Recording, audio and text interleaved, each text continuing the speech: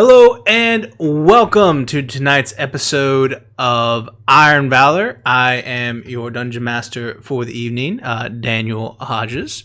For those of you who don't know, Iron Valor is a one-shot Dungeons & Dragons show that tests players' skill and combat prowess against some of the most challenging monsters in Dungeons & Dragons 5th edition. You can watch the show and earn Valor coins, and then you may toss those coins to your favorite players, giving them additional gold pieces, luck, and blessings throughout the game. This week, we have our two wonderful guests. Our first, Miss Amelia Enix, who you may have seen or recognized from as Lorelei from Fate's End. And we have Mr. Heath Holbrooks from Lyre Venturing Company. Heath, you want to tell everybody who you are and what you do? Yeah, my name is Heath Holbrooks. I'm a 30-year veteran of tabletop role-playing games, and I run a professional GM/DM service called Lyre Venturing Company. We do parties and events and all sorts of things, both local and online. So if you ever want to have a game run, we're the guys you contact to do it. Perfect. And I think Heath actually has a Kickstarter going right now called Adventure Tomes. You want to tell us about that? Yeah, so we saw kind of a need. We saw that there were several monthly subscription boxes out there for kind of adventures, but they weren't really tailored to anything. Like your adventure was one sheet. So we created an entire box that is formed around an NPC, and it is both standalone as well as an ongoing adventure that expands out over 4 different episodes, culminating in the 4th one. And the artwork is from Kevin Stokes, who has done projects for Pathfinder as well as several different comic books, including the Guardians, I think is what it was called, with Stan Lee. He worked with Stan Lee on that. It's where they took the mascots from all the hockey teams and turned them into heroes. Kevin's artwork is fantastic. We have an actual crafter maker who has made a bunch of different items. And so it's a map, a book with the adventure and artwork in it. We've got small tactile items that go along with the adventure. And every month to month, it'll be that. And that's Adventure Tomes, and the Kickstarter launched today. All right. Hey, Perfect. Thank you, Amelia. Thank you, Heath, for being here with us tonight. A couple additional announcements before we get going. Make sure to use those commands for your favorite players, using their command and then the player name to toss them coins and give them luck and all that stuff. You'll see the ticker come by that gives you all the commands on how you can do that. We want to shout out our partner, which is 9 Realms Gaming, which is a little company here in Huntsville that makes these little dice vaults right here. You can get these over at their website, 9realmsgaming.com. And if you're watching us on Fate's End, we give one of these away every single Monday. So check them out. They're absolutely wonderful and terrific. And you can follow them on Instagram and get their website as well. And then tonight we are giving away one of our nice little founders pens. This is something we did on our Patreon page when we reached 100 patrons. Lauren designed these; they're perfect. We signed the back of each of these. She and I did, and they're just wonderful and terrific, and they're great. So Lauren's going to go ahead and open up this giveaway for us. You can use the command loot, and when we get back from the break, you're going to be able to use that. And when we get back from the break, we'll give that away, and then we'll finish up our adventure. So I believe that is it. Yeah. So the giveaway is now open, and I'm actually going to put a link to Heath's Kickstarter in just a minute as well. I'm pulling it up, grabbing it, so you guys can go check out that Kickstarter as well. Yeah, absolutely. So perfect. Enter that command loot, and we'll get in there, and we will get ready for tonight's episode of Iron Valor.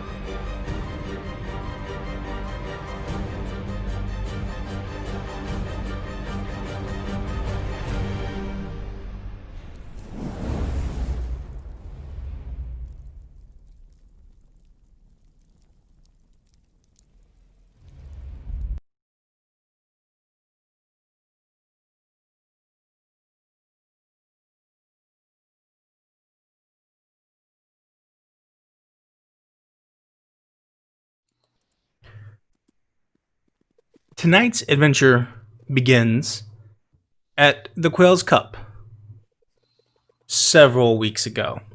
Several miles of travels, several days and nights underneath the stars as the God Squad makes their way over to Emerald Sands with a contract in hand.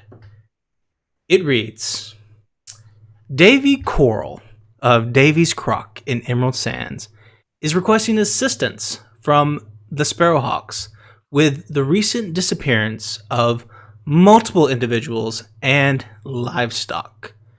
Reports of attacks in the marshlands are violent and uncalculated, suggesting the involvement of a large or huge monstrosity or beast. There are no recorded sightings of a creature of this size in the region, so it's best to be prepared for anything. Due to the high humanoid mortality rate, this mission is threat level orange. Present this contract to Davy at Davy's Crock to receive your resources and specific details. The mission: discover the cause and eliminate the threat. Resources: potions, weapons, armor, and a rod of alertness, just in case. Reward: 2,500 gold pieces each, and full possession of any loot found during the mission. Our entire party, the God Squad, traveled day and night to arrive at the Emerald Sands, a coastline that stretches into the horizon for miles. Seagulls fly in a cloudless sky of half-gray blue and hint of seaweed and green tints the coast. Long wooden piers are crooked fingers reaching into the surf. Skiffs and small boats with canvas sails are rings on each of the dock's knuckles. Generously spaced along the bank of the Emerald Sands are dozens of driftwood structures. The humble homes are decorated with shells from the sea and floor from the marsh. The largest building is a pavilion with a long U-shaped bar overlooking the sea. A sign hanging from the mouth of a massive taxidermy crocodile on the roof reads, The Croc. The lone stone building in this Emerald Sands is an old triangular keep with a lightning bolt of Vol painted above the door. God Squad. What do you guys all look like? Davis, do you want to start with your introduction? Sure.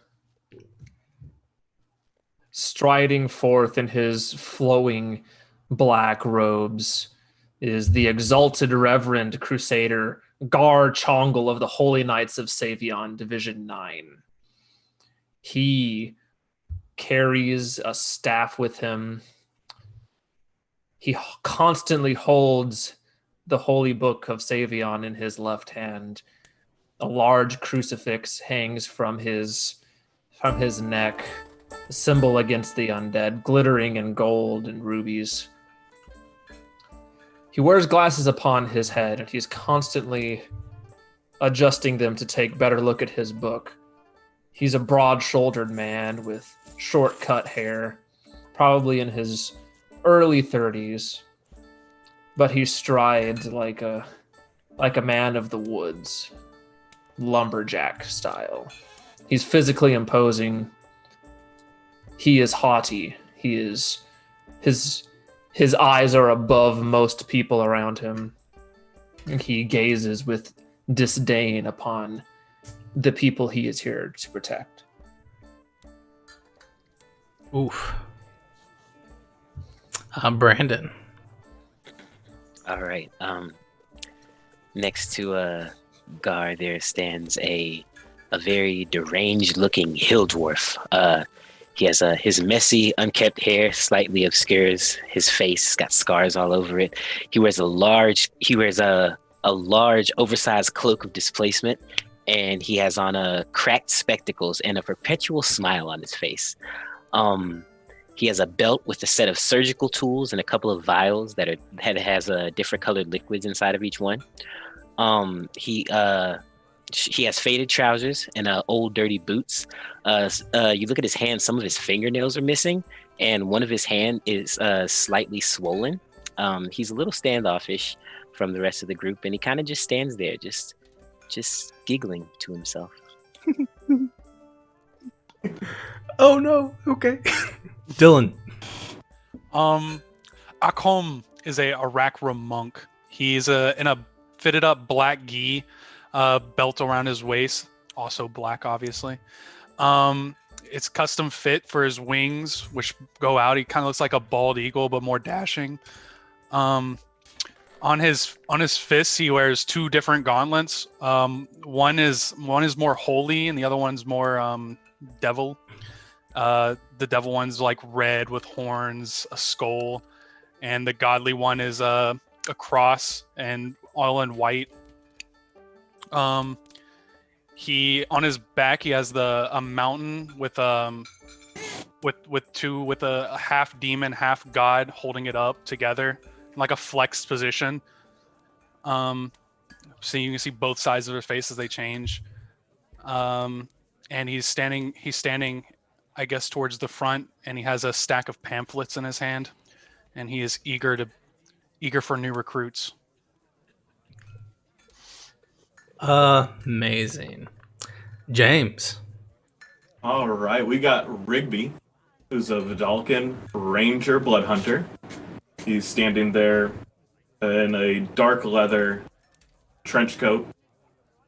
His cloak seems to almost be on a dull red fire. It's made of hellhound hide.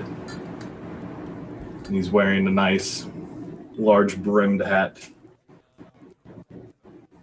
He's looking around, sniffing slightly, trying to find something. Not sure what he's smelling. Probably those pamphlets.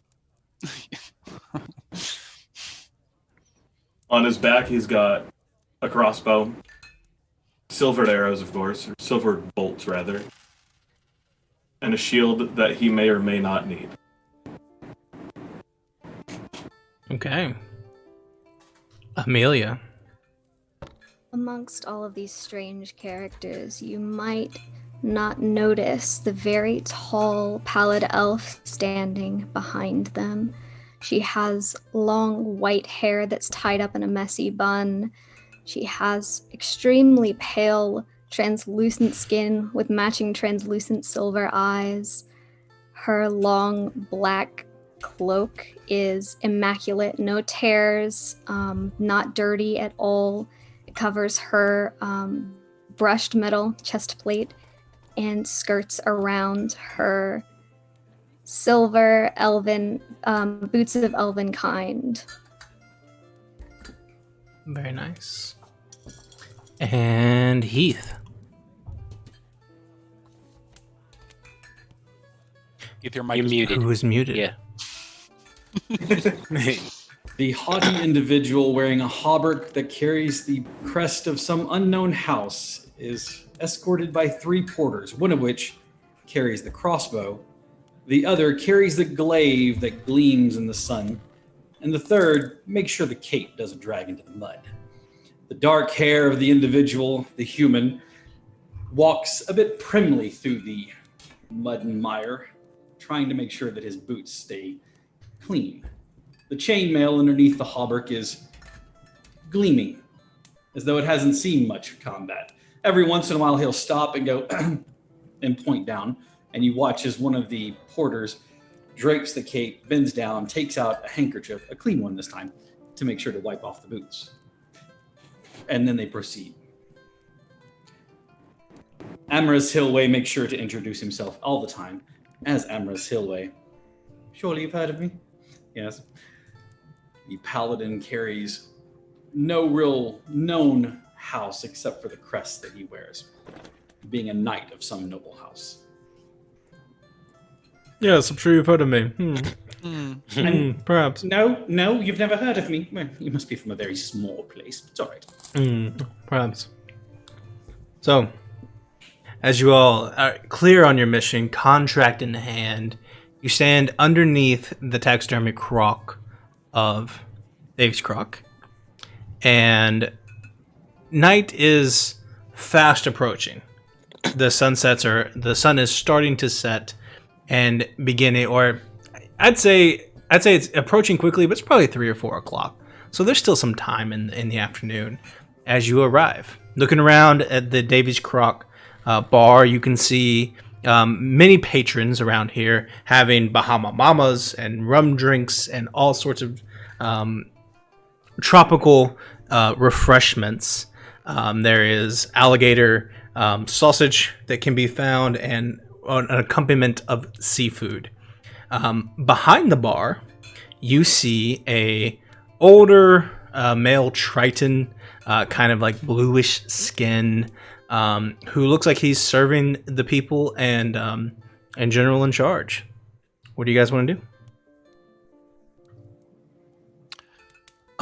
Akram looks around at his group of compatriots, realizing that he shouldn't have brought any pamphlets because I don't think any of these people fit the description. That guy over there with 3 servants to keep dirt off of him doesn't look like he needs blood, sweat, and tears in his life.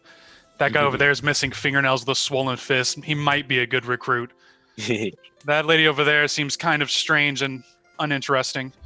That man's over there is sniffing the ground on all 4s, and that man over there, he doesn't look like he's here to save anybody. Obviously, these are all thoughts as he gauges the room, the beach. Should we all head in then?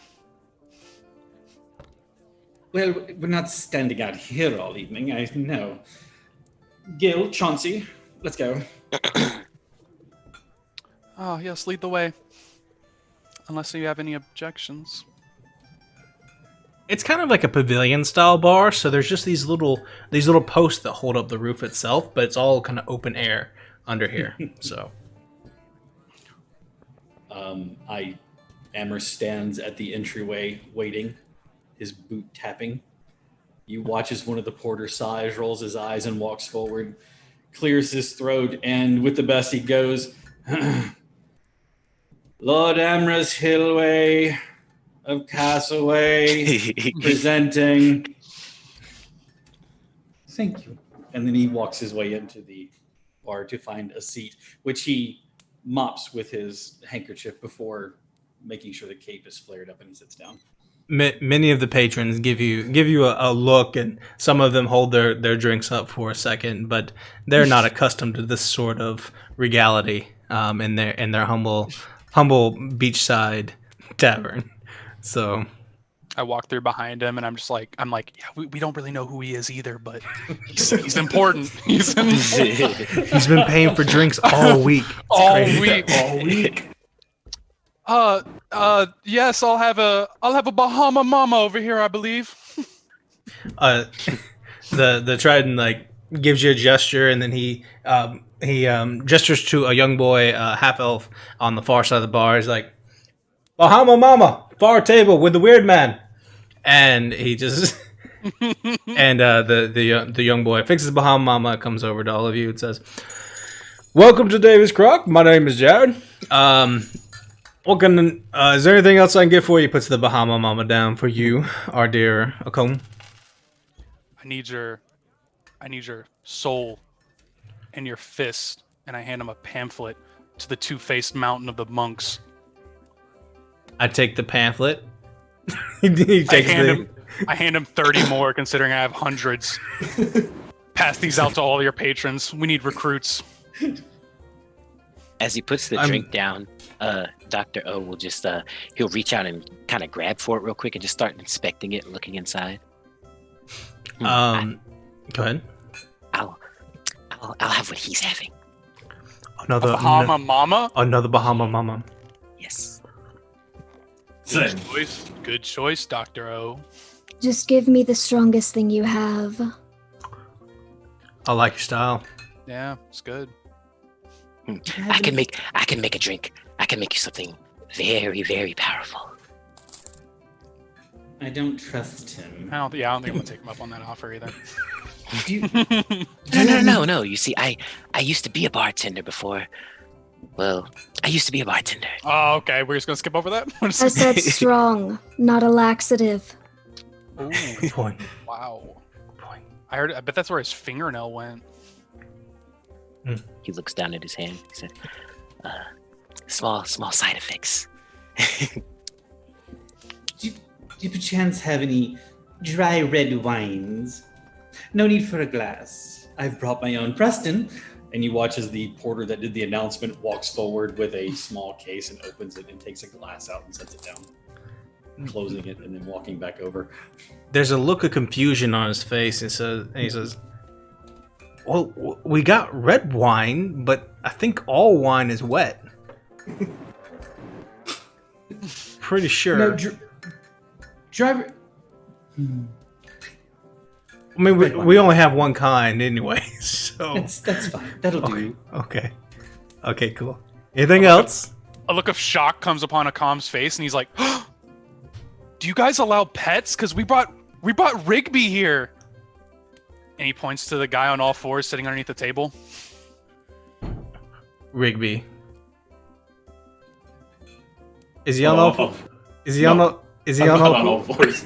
Oh my Not god! yet. No. Not yet. Oh, yeah, okay, all right. Give it time. Give it time. Maybe a couple drinks in. I didn't hear you pull up a chair, so I was like, Look. That was like the other night. Got a little too many. We're good right now. I heard Dr. O could send you right back. He can. Yeah. Well, Do you I'll go. perchance have a sommelier? I'd like to speak with him if you do. I don't. No. I don't. Thank you for asking, though. I'll be right back with those drinks, and he goes off to go get some of those, leaving you all They there. don't have a sommelier. Write that down. For the ye old Yelp review later. This is where I basically go outside and yelp at the sky 4 times. It's a 4-star Yelp review. Jesus.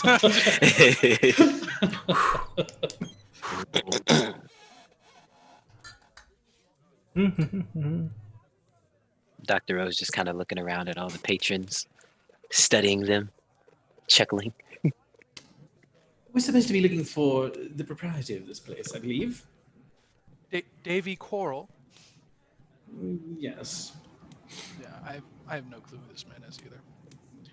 But I am into searching and killing, and while we're searching, we should also find more recruits. I find your whole operation a little bit dubious. No such thing. Do not hand pamphlets to my porters. Too late. I glare at the 3 of them. Not even for a moment. It's not Mummy their and fault. Daddy will find out. It's not their fault I hid it under the cape. Yes. Hand the pamphlets out. The more bodies, people, the merrier. I don't know about that. I mean, we're training them to be soldiers. Yes. And We're gonna those fight. porters, are they well compensated for their work? Mummy and Daddy pays them quite well. All 3 of them just kind of go. Who? Mummy and Daddy. Do you have a mummy and daddy? I apologize. Mother and father. My father was killed by a crossbow bolt. She looks at, our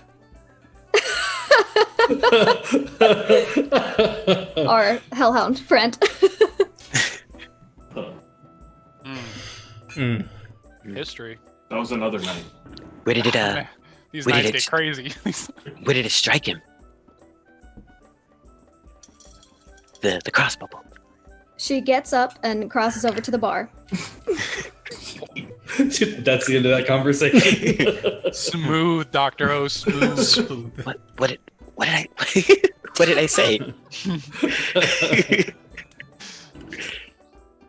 As you approach over here, Dyer, you come up to the counter, and Jared is over there mixing the Bahama Mamas and such. You come up to the bar, and there is the Blue Triton again. He says, "Welcome. You're the one who wants something as strong as possible, right?" Yeah. And then he goes over. He just pulls up a whole bottle of rum and just puts it on the table. And says, "Here you go. This is about as strong as it gets. Most people who want something strong, they don't mince words about volume." So We're looking for a man named Davy Coral. that'd be me. Well, that was easy. I'm not hard to find. Almost everybody knows me here. Kind of in charge. Like my name's on the sign. It's kind of hard to hide. Myself and those imbeciles over there are here to assist with the monstrosity. From the Sparrowhawks, yes. Wonderful. Yes. I'm sure. Like he kind of perks up a little bit. Was Jared? Bring those drinks quick as possible. Bring me an ale. We have business to discuss.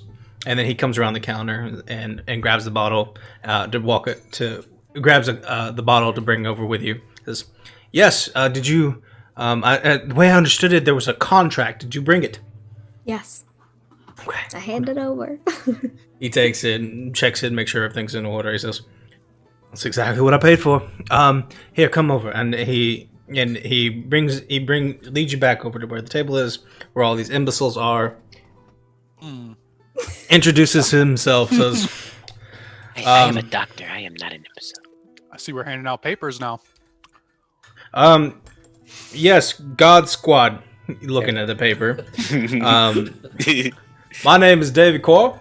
I am the owner of this establishment and your financier for this particular venture. Thank you so much for making your long travel over here at the Emerald Sands. I hope your journey was not treacherous.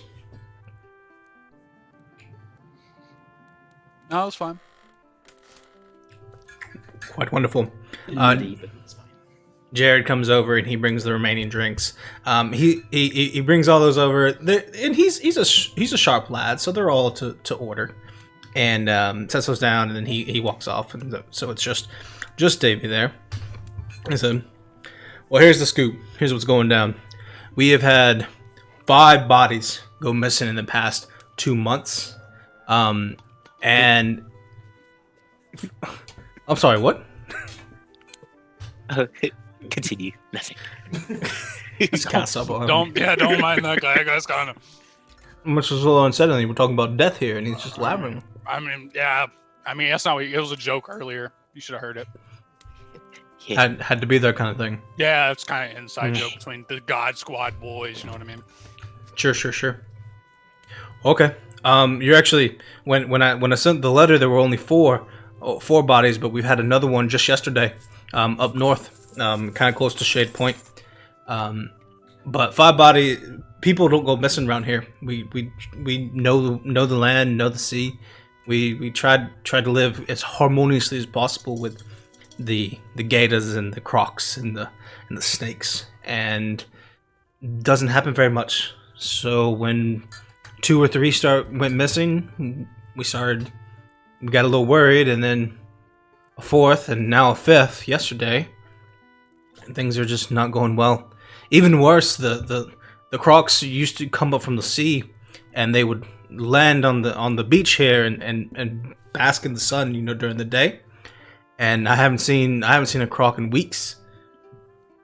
I don't know if they're avoiding the sea or if something's happened to them. I'm sorry.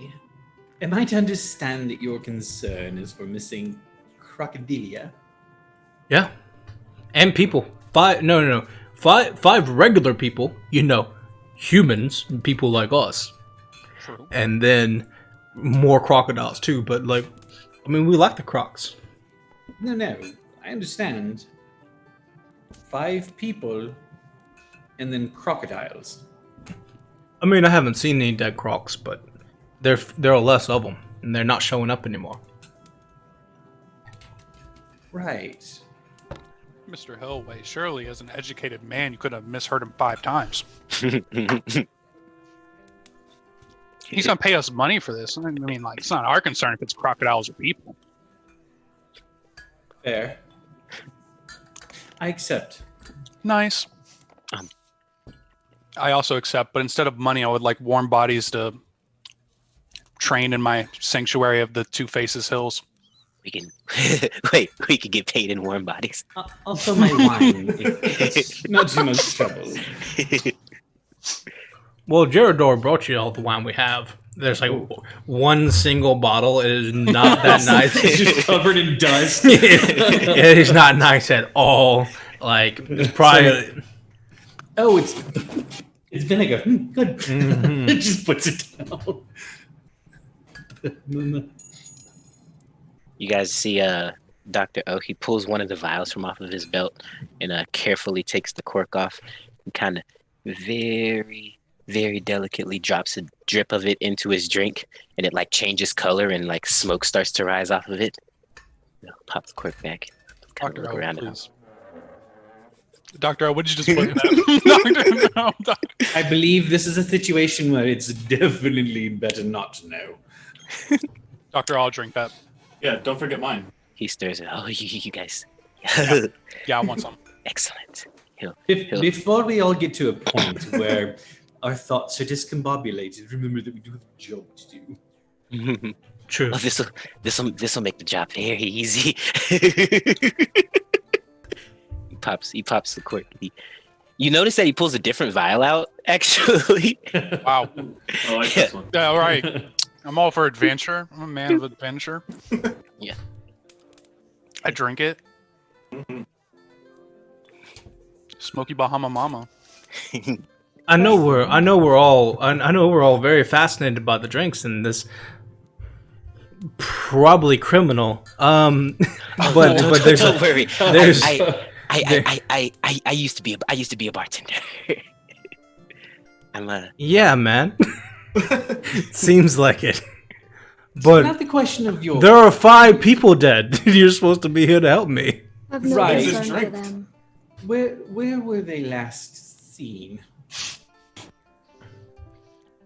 The bodies, the most recent body we found up north. So it was close to it was up north, close to the point. Was there any connection between the 5 individuals? I mean, Friends, they family. they all lived here. I mean, we're all kind of friends here. I see. They were all locals. We get tourists from time to time, and none of them have gotten hit yet. Just people who lived here. It's probably the most common. Do you know who happened to see them before they went and got themselves dead? Well, when we found the body up north, it looked like it'd been there for a couple days. So, I see. I mean, I think some of the boys are heading out there this afternoon to check out the crime scene. But I don't know who might have seen them before. Any correlation in the disappearances? As in, like, area they disappeared from? Did they all disappear in the same area? Do they all have the same job? Sex? Age? No, none of that stuff. They're all kind of close to the water, and all the bodies look the same. The body is over at the church. They got it kept over there. I see. So, it's the second time you mentioned something about the water. Do you think there's something in the water? Is that where we're going? There's always something in the water. Do you think there's something unnatural in the water? I think we're on the same page. Not a very good swimmer. Oh, sorry, Mr. Mr. Hillway says he doesn't like to get wet. That's not true. I love a good bath, especially with scented oils, True. some candles, some night music. Sorry, where were we? Mission, 5 people dead, gators. Right. Water. Dreadful stuff. Yeah, terrible. We should go see the bodies. Yeah, we'll go. Yeah. Chauncey, Preston, Gil. And I stand and allow them to take my cape. I stop at the door again and wait, and Preston walks over, rolling his eyes once again. Now exiting Lord Amorous Hillway. And he bows as I exit. Thank you, Preston.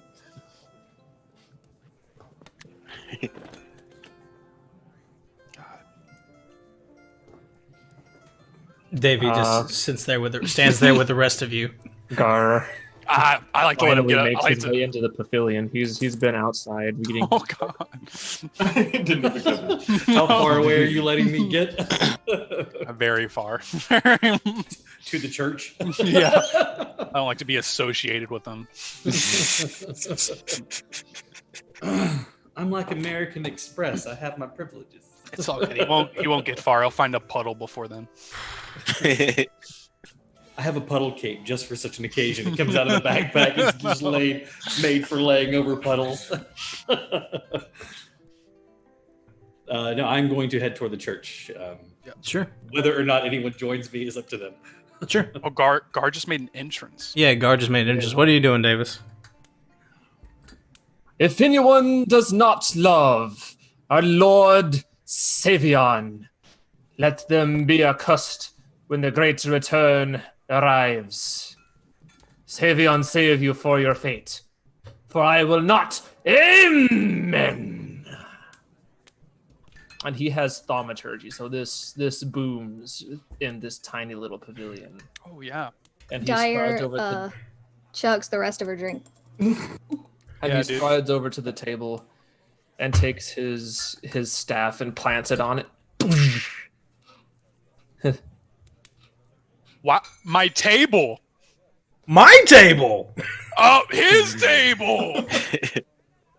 Mr. Davy Jones, Croc. I am here for my equipment on behalf of the Holy Knights of Savion. Oh yes, Jared's going to get that for all of you. He'll have that here in just a second. May her light shine, etc. Are we? I didn't realize God Squad was literal. Yeah, just I didn't know he took it this serious either. I just Amen. Amen. Amen. Staff back on the ground.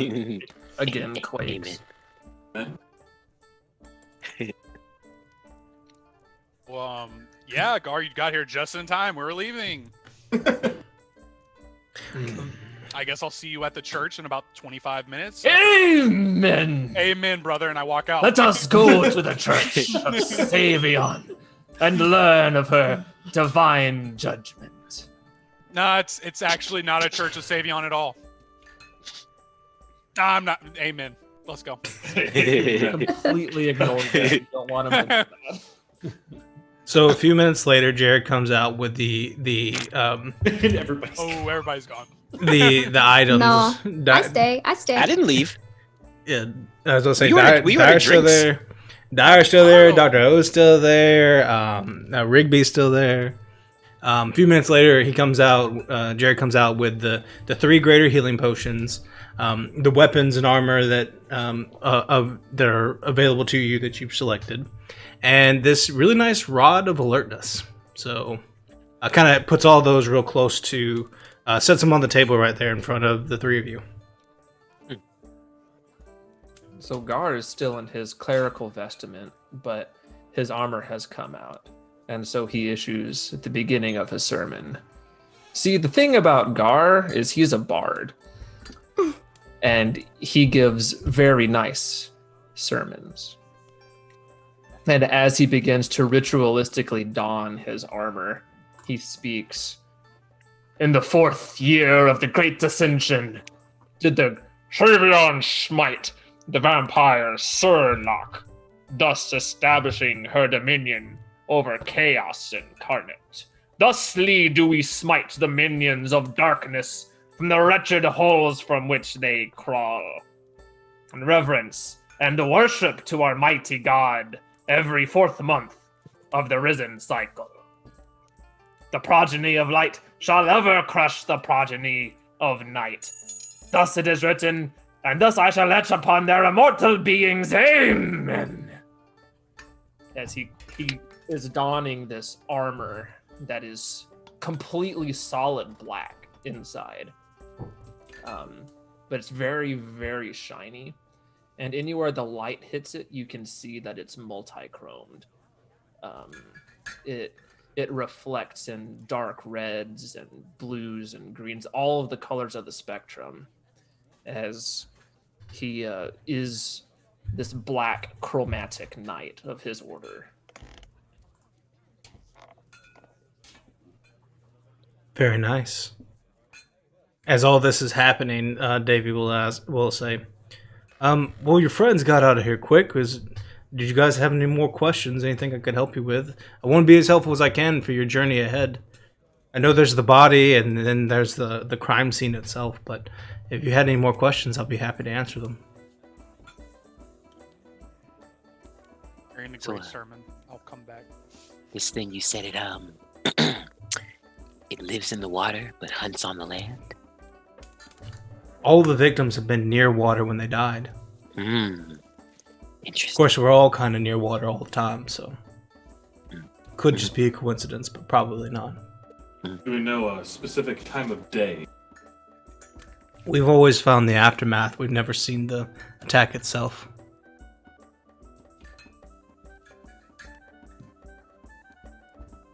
Did all of the feedings occur in the same area?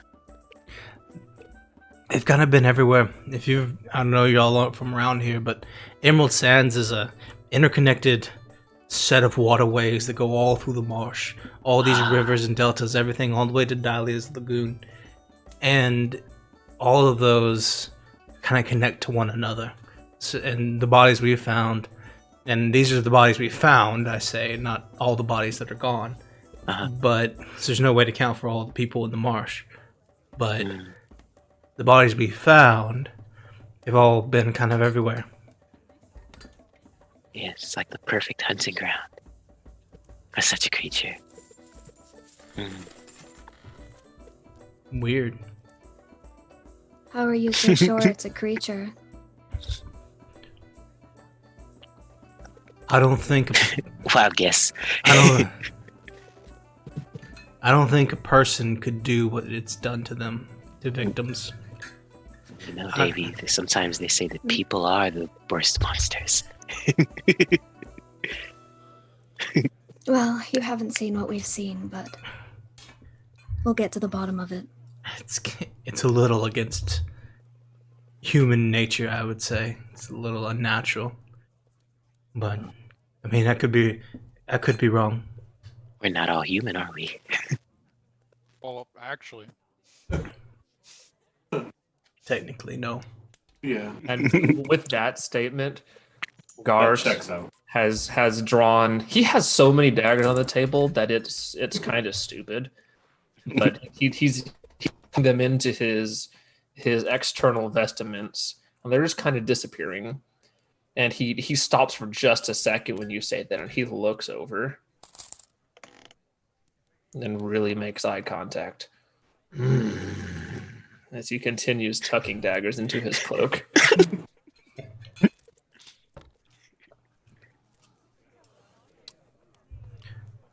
Malcolm comes back in.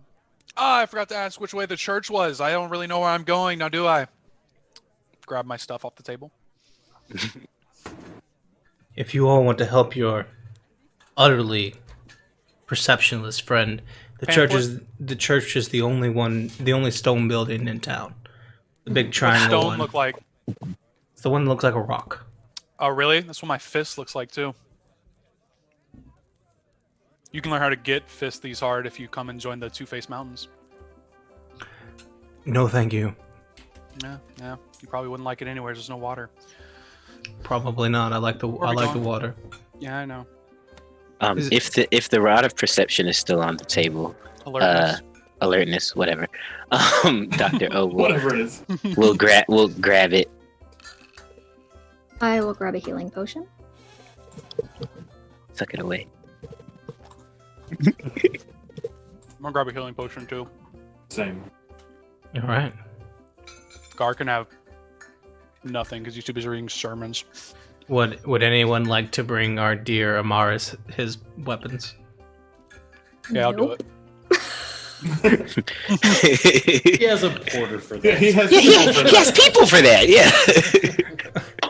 A small, little, very disappointed man comes returning to grab his weapons and return back. Yes, it's Chauncey who just looks put out. The crossbow's now slung over his back. He's just like,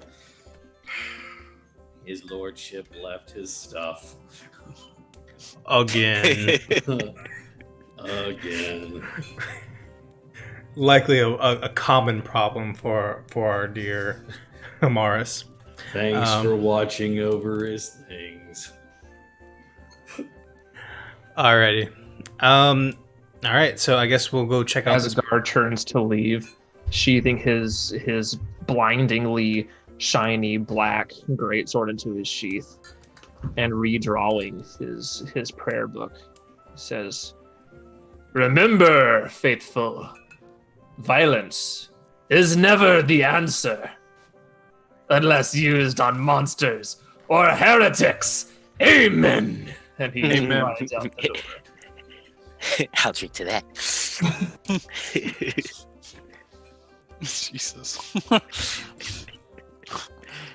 think I got on the wrong boat. I just need to write the backstory for how this crew came together. It's like... Alright. All right. So we all leave the Davies Crock and begin heading towards the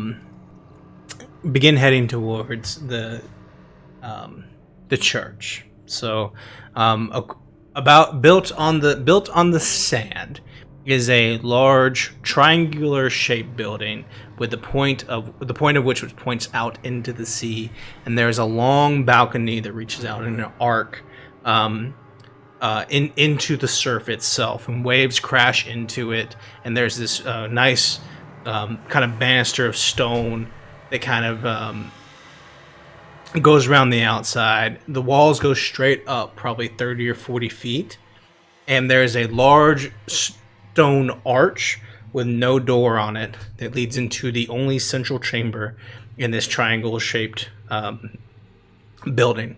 Above that, you can see the symbol of Vol that has been painted on kind of crudely with a white type of paint onto the top of the building. As you guys all approach and make your way into the church itself, you can see stone pews lined up all in a row, going all the way back, and the windows are barred but no glass in them. So it's just black wrought iron bars that go straight up, and they have these little crosses attached to the stones themselves. There's no one in this building. No one is here. No one is doing anything. All you can see are the balcony that goes out into the surf. There's kind of this open area space, and there is a stone altar right in front of the pulpit with a body laying flat on top of it with a kind of gray sheer cloth draped over the top. Dr. O will immediately walk towards the body. I'm not gonna Please stop. remember to show some respect. You make your way over to the body, and the man lays upon the stone altar with gray cloth. Getting closer, you inspect the body, and when you lift the cloth, it would be more accurate to call this a body puzzle than a body. All that's left is there is a left calf on the right side of the altar that's connected to a foot and cut off at the knee. A single right arm that breaks off at about the bicep. And then the skull is crushed halfway down on the right side of the face. And so it's just basically like the nose is caved in, and it's like a half skull. There's no torso. Instead, what was in place of that is a wooden bowl onto the table in which have been placed pieces of flesh and body that was found at the scene to make it look like this, look like a body for the vigil tonight. A quarter of a body isn't a body. Somebody tell him this isn't a body. Do the parts look as though they've been cleanly severed or chewed, severed? Give me a medicine check. Okay. Oh, this should go swimmingly. We're good at these. If you're a proficient in medicine, you may make this check as well. I'm an expert. Expert? Expert. Somebody is. You just roll a d20, then add your modifier. Oh yeah, I know. I'm just looking at it going, this isn't gonna go well for me. That was a 10 total for me. I'm gonna roll it because for some reason Foundry has kicked me out since I last looked at it. Last hard, Gar. It is. It really is. Poor Gar. But that will be a 24. 24.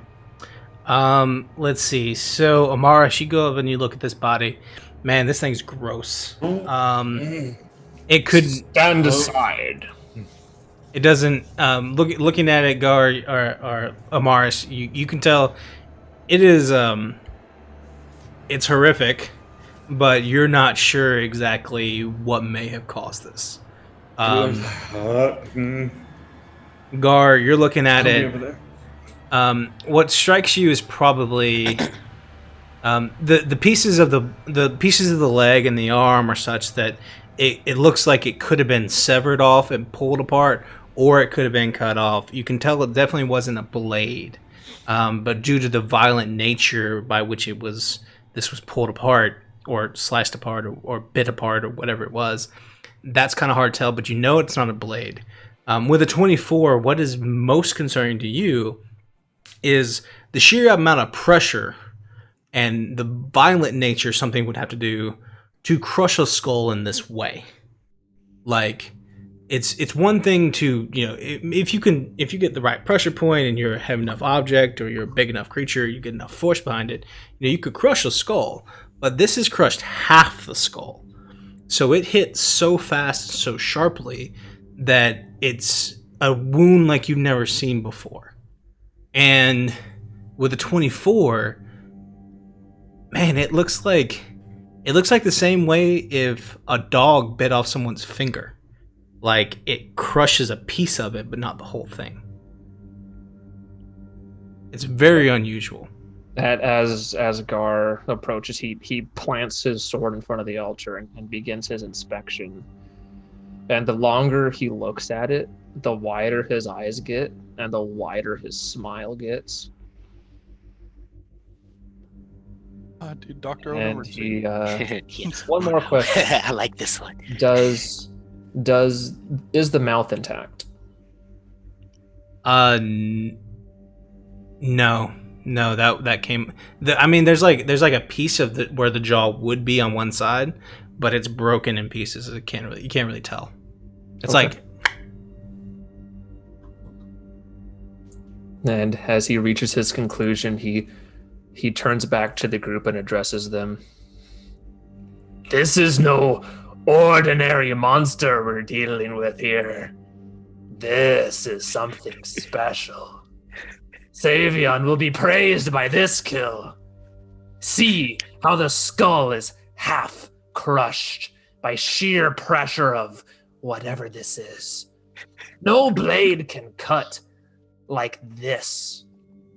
This thing is strong, and it is monstrous. And I will be so happy to remove it from this plane. Amen. Amen to that.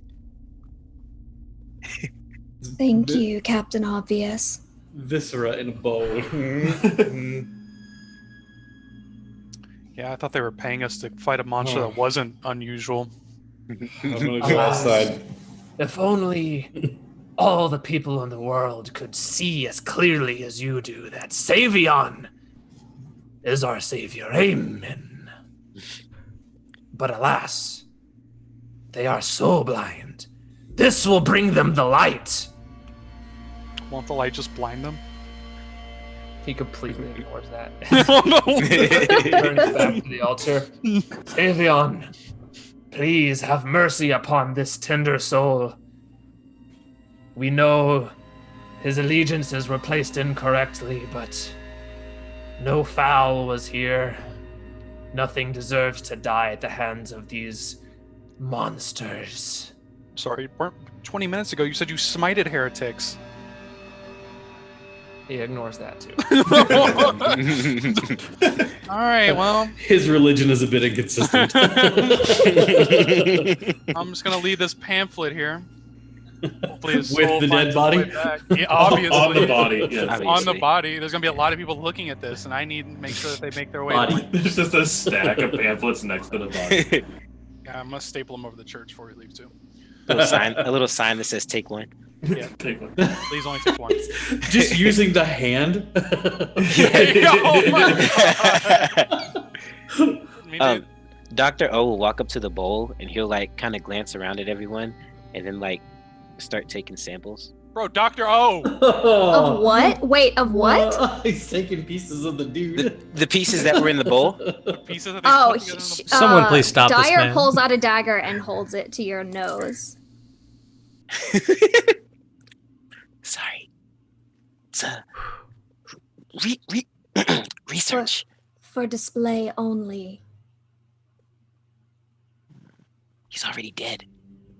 There will be many more that are more deserving of whatever research you think you're doing.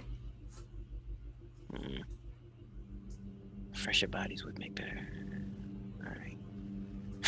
Okay. So church. Kids are monsters. He'll put it back. Just upends the bag with that clop sound that just into the bowl. All the blood just suctions out. Unceremoniously just I'm not even gonna feel bad if you guys die. Like, oh, this is a messed up motherfuckers. Okay. Hey, leave me out of this, man. I'm just gonna recruit. I'm too pretty to die. All right. So we Shame learned to a leave lot such perfectly good corpse just sitting there. Are there any like tracks that look abnormal around here, rather than just shuffling of all these people that have been back and forth? You would get the sense that that's probably a better question for when you get to the crime scene. Oh, they just dragged the body. Yeah, it's carefully like ceremoniously placed on the altar. Like it didn't die here, or the person didn't die here. Shall we ask where it was, or do we already know? North. It was north. It's toward the shade point. Mm-hmm. Is there anything else we need to discover here? Or shall we head to the scene There's of much the that could be crime? discovered. Not you, Dr. L. Just go back to Your discoveries can be outside the church, Yeah, just go to like a graveyard. not on the church's property, though. Yeah, different. Different But, graveyard. but fine. There might be a fresher body there. Anyway. Go make some fresh bodies. Yeah. You threaten him with a good time. Out of character. All right, what's next on the Are agenda? we leaving? Any other I questions? can't think of anything else to find on the body. The remains of the body? Do the pieces quarter of of a body body that's left? do the pieces of body look like they belong to the same body? That's a good question. I mean, as much as any calf and skull go together. Good shot. It was a good chance. They're relatively the same skin tone and stuff, so yeah. Is there anybody else in here? Just you guys. No, just us. Yeah, I say we head north. See if we can unravel more than unusual monster, very strong, vicious. Yeah. Amen. Amen. Amen. You guys leave the church of Vol. Go ahead. Before, Dyer lingers behind as everyone exits, and kneels before the bodies, draws her rapier and places it into the ground, and quietly says a prayer to the Night Mother, wishing safe passage. for their souls to the other side.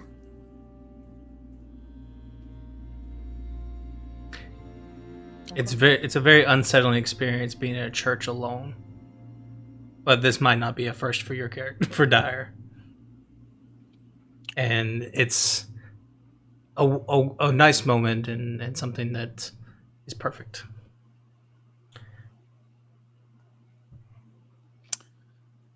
And then we move on. We leave and go out.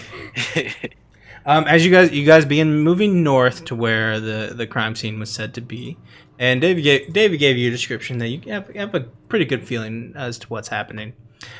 You begin walking and moving, and you go along the shoreline of Emerald Sands, and the green in the sand is starting to kind of glow.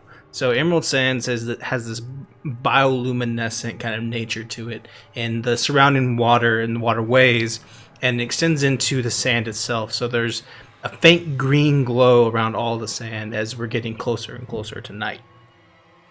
You guys are walking past, and you see some children near the ocean, kind of like splashing the waves. One of them like tackles another one. And then the child stands up and just like, oh man, and then closes his eyes and starts to sing, and says, and you can all hear it as you're walking past. He says, "Lady Shady gives a fright, Lady Shady in the night, Lady Shady hide from sight, Lady Shady burn your light." And then he starts running around, chasing some of the other kids, trying to tag them as well in some sort of child game they're playing. A bit pitchy, but it's catchy. Oh, so they've heard of me. Was that you they were singing about? How fancy.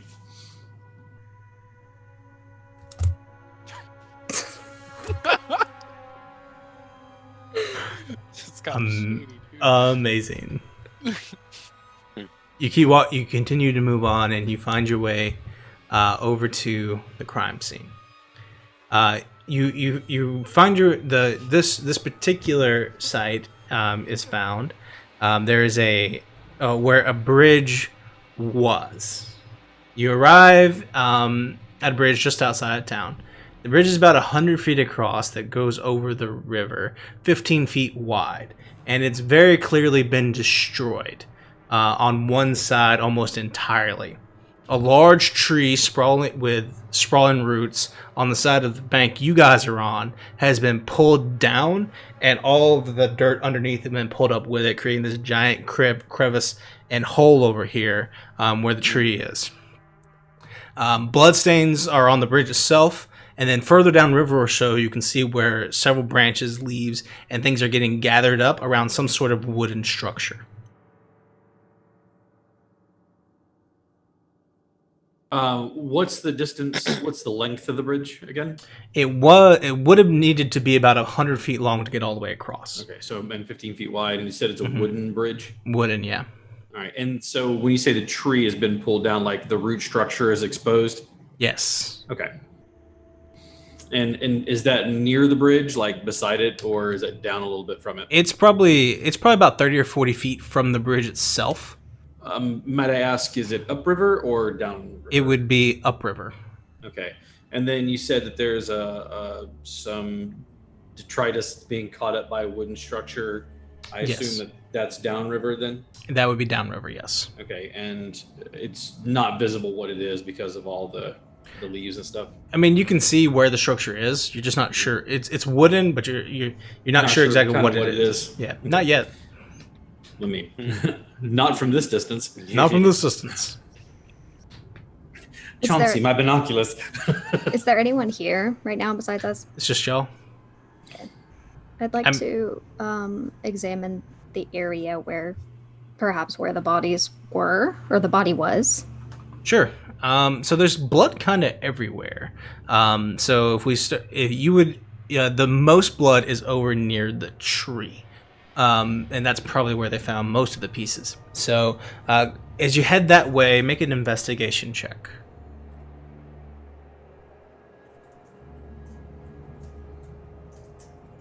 Oh, sorry. Forget I'm supposed to roll in Foundry. 16. 16. Okay. Oh, more than that, but anyway. 16's enough. It's a 19. 19's still really good. So you go over to the tree, and you can see this is kind of a I don't know. It's a tree. It has big long roots. But you get over there, and you can see that there is a tremendous amount of blood that leads either from the bridge to the tree or from the tree to the bridge. It's dried out by now, so you're not really sure exactly which one is which. But there's a very clear and precise line that is of blood that's being drawn from one to the other. Looking at the tree itself, you can see there's actually blood that runs along the side of the trunk, as if it were to go up the tree, and finds its way into a larger pool on one of the branches.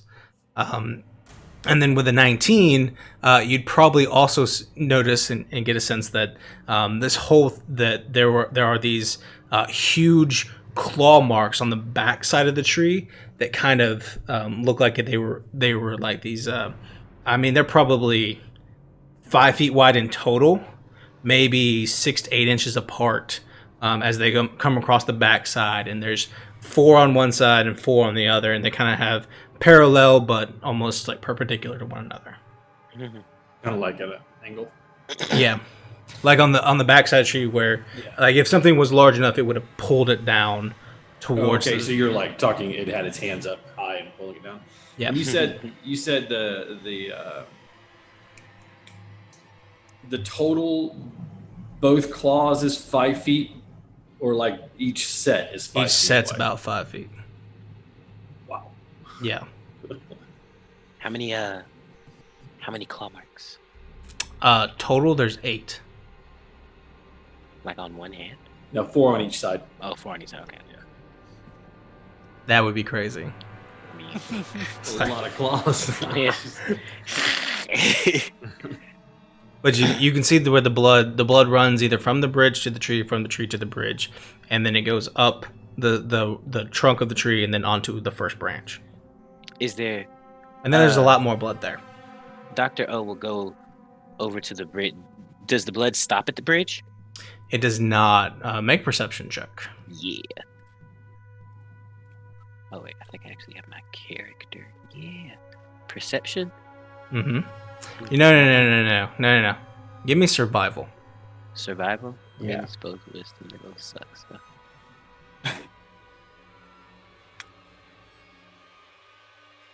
Oh, I was That's a thinking- 3.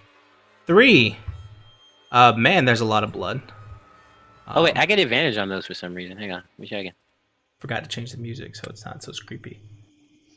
Hey, 19, natural 20, but I have a -1, so 19. 19, natural 20, so that's something. Yeah. So anyway, so the when you start to look at the blood that's splattered everywhere, you can see that it is very much in a like fan kind of pattern. Like this is not blood that dripped from a wound somewhere. This is blood that exploded, and then from there, you can see that you see the trail as that either ends or begins at this place that you're looking at. You see the blood that's kind of everywhere, and then you can see where the bridge itself has been destroyed, of course, and the whole thing looks like it was just snapped, like a boulder fell on top of it, and then it actually has a similar, with a natural 20, has a very similar type damage structure on the other side too. So it appears. The creature attacked on the bridge, and its prey ran up the tree. And the creature pulled the whole tree down. Are there any tracks? From where you're at, you can see there are some. Basically, it looks like where a boat ran up onto shore and then pulled back. There's like this long kind of almost like pulling of some sort of structure off the boat, back into the river. But you don't see any. You see there are some tracks that lead from the bridge to the tree, and of course the ones you've made yourselves. But that's the one that looks familiar. There's something that came onto the land and then pulled back. Okay. So there's nothing going off onto land. No, you don't see any like large tracks of something of this size where it went off into the land. It looks like it went back into the water with a 19. Can we tell how long ago this appears? I mean, I know they said they found this body, 3 days ago? They said they found the body yesterday. Oh, yes. Yeah, but that's when they found it. You can give me a survival check. I mean, I can. That doesn't mean I'll be good at it, but I can. I didn't ask you to be good at it. I asked myself. You got this. No, I don't. Man, They said it. you're not sure. It could have It's been. all mud. I mean, mud is mud is mud. Hard to tell. There's been a lot of people here, so I mean, from looking at the corpse, and it doesn't smell like the corpse didn't like smell like it was rotting yet. So just from that, you can gather it's probably not been that long. So Can I go down and investigate the wooden structure? you can go down there and look at it. You go down there and you come over. You walk down the side. Is anyone else going with him? How far away is it? It's a little ways. It's probably about 100 feet downriver. 100, maybe 200 feet. I'll head with him. All right, the two of you go down there and go check out this this structure. Go ahead and give me I want an intelligence check. Just straight intelligence. Okay. Listen, we've already established that I'm very pretty, but I'm not very smart. It's 19. A little out of your Well elbow. done, Mr. Rigby. 6. Oh, nice. Oh no. Amaris, or 7 minus 1. Amaris, you would recognize with a 7 that this is a portion of the bridge. It definitely looks like it's the bridge. It's not a boat or anything like that. It's made out of the same material. Kind of has that feel to it. But Rigby, you start looking at it. And you start looking at this thing, this bridge, and it looks like it's still together. Like, it looks like the middle section of the bridge was cut out and then left to float. So it's not as if the middle of the bridge was destroyed and thrown into shambles. You're looking at it, and it looks like someone crudely took a hammer and knocked off the edges and let the whole thing float downstream. It's relatively intact. And it is much bigger than what it should be for the destruction you saw earlier. It's probably, the total length is probably 15 to 20 feet long, because it goes down further into the water where it caught the bridge. Yeah, where it's like almost intact piece of the bridge. Like if you were to pull it out, you'd be able to lay it down flat and it would look relatively okay. Well, that's not right. How many sets of tracks do we see? Like regular people tracks? Monster tracks. Just the one. Just the one? Just the one. No. And I guess, okay, how many regular people tracks are there? I mean, all of yours, and then one. You'd probably see a total of like 10, maybe a dozen. Whoever came out here before, the people who came to visit afterwards. It hasn't been that long. It's a long shot, but would I be able to tell which tracks like look older? I mean, you know which ones are not yours. Mm-hmm. So you kind of know what those are. But it doesn't look like they lead anywhere other than where you came from. and then the main tracks that are from the person who is dismembered.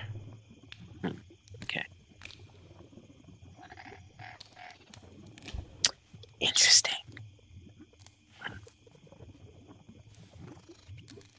Did you say there was a like a crevice or a hole or something in the tree? There's a Fire? giant hole that's left where the tree came up. So it pulled earth and dirt and everything else with it, and it left this vacated space behind. Like that's Just like a hole where the just tree a was? hole in the ground, or like Just a hole in- something that's Yeah, it doesn't go. enterable? No, not enterable. It's just a Okay. just a bloop. Yeah, have you ever seen a tree that's uprooted by like a big Yeah, storm? yeah. Okay. This thing must be very powerful to remove an entire tree. Very large. Yeah. Definitely comes from the water. Gar is just standing, like, at the wreckage of the bridge. He's still reading his book, but it looks like he's expecting something to happen with this bridge. You're sitting there, and the sun is going down. The light of Savion, personified in the sky, beginning to fall. And as you're sitting there, acting like something's about to happen, the ground, the waterway beneath you, is glowing stronger and more green than ever. And as the sun sets below the horizon, the whole waterway turns green and kind of lights up, and it goes all the way to the ocean. You kind of have a straight shot that direction. And as your eyes track it and follow that way, you see this large square lighthouse on the far end of the coast. And as you're watching all this happen, a green bridge appears from nothingness, connecting the land to the lighthouse. Interestingly, also as the literal light of Savion goes down, the armor of Gar changes, because it doesn't just reflect light. His armor begins to glow in greens and blues as its stored energy comes out, and it reflects in the UV spectrum. And the symbol of Savion begins to flare in this luminescent yellow on his chest and on his cape. As he says, "Ah! Savion provides. It is when the light goes out that we can shine brightest." And he begins to head that way. It's very inspirational. What are the rest of you doing? You said there were. Go ahead, Minnie. I cast a light on. Yep. On myself. You are the light as you begin to move and do what you do. So now I'm glowing more. Gar takes a side glance and casts light on his book.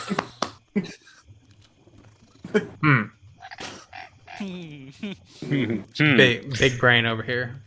Kind of feel left out over here. All of the rest of you are clouded in darkness. Y'all can do nothing. I have dark vision. Dr. O can see. Was that Dylan? Is this sand glowing? Yeah, close to the banks. I'm about to pick up some sand. It's just Cannot be glowing. It's just, Cannot be like glowing. just pick it up. Smeared on your face. Yeah. Dude, no glitter and sand. It just gets everywhere. No, thank you. It does. Well, now we've got 40 feet of light in every direction. That's right. I don't need it though. I got this sand. Everyone can see All you. Don't natural. worry. No worries. Rigby, I say, is that a part of the bridge that's in the water? It's more than just a part. It looks like somebody just chunked out the middle of the bridge.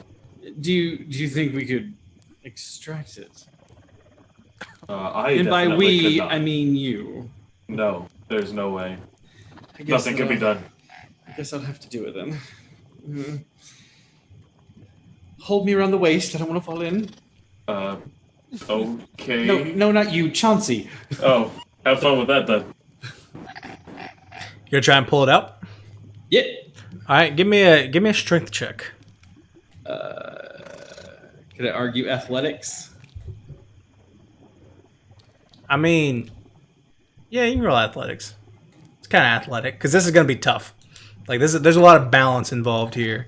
You can definitely 23. 23. That's excellent.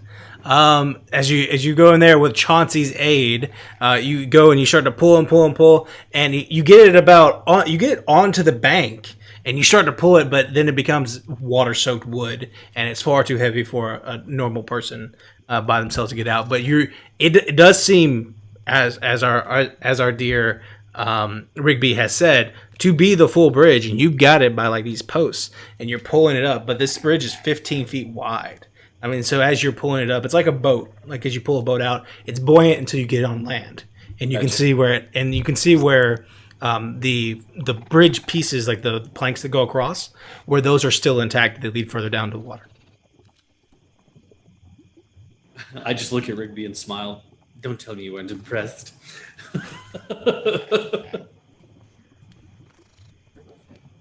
As Gar makes his way over to the bridge, he'll glance at his book's light, and he'll glance at Dyer's light, and he'll reach his hand kind of into the lower sleeve, because he's wearing like this half-sleeved cape thing. Reaches his hand in there and pulls out light spikes, it looks like, and he flicks his book out, and pages of light fly out, and he spikes them into the air along the bridge as he casts dancing lights. Tack, tack, tack, tack, tack. So it illuminates down the bridge about 80 feet.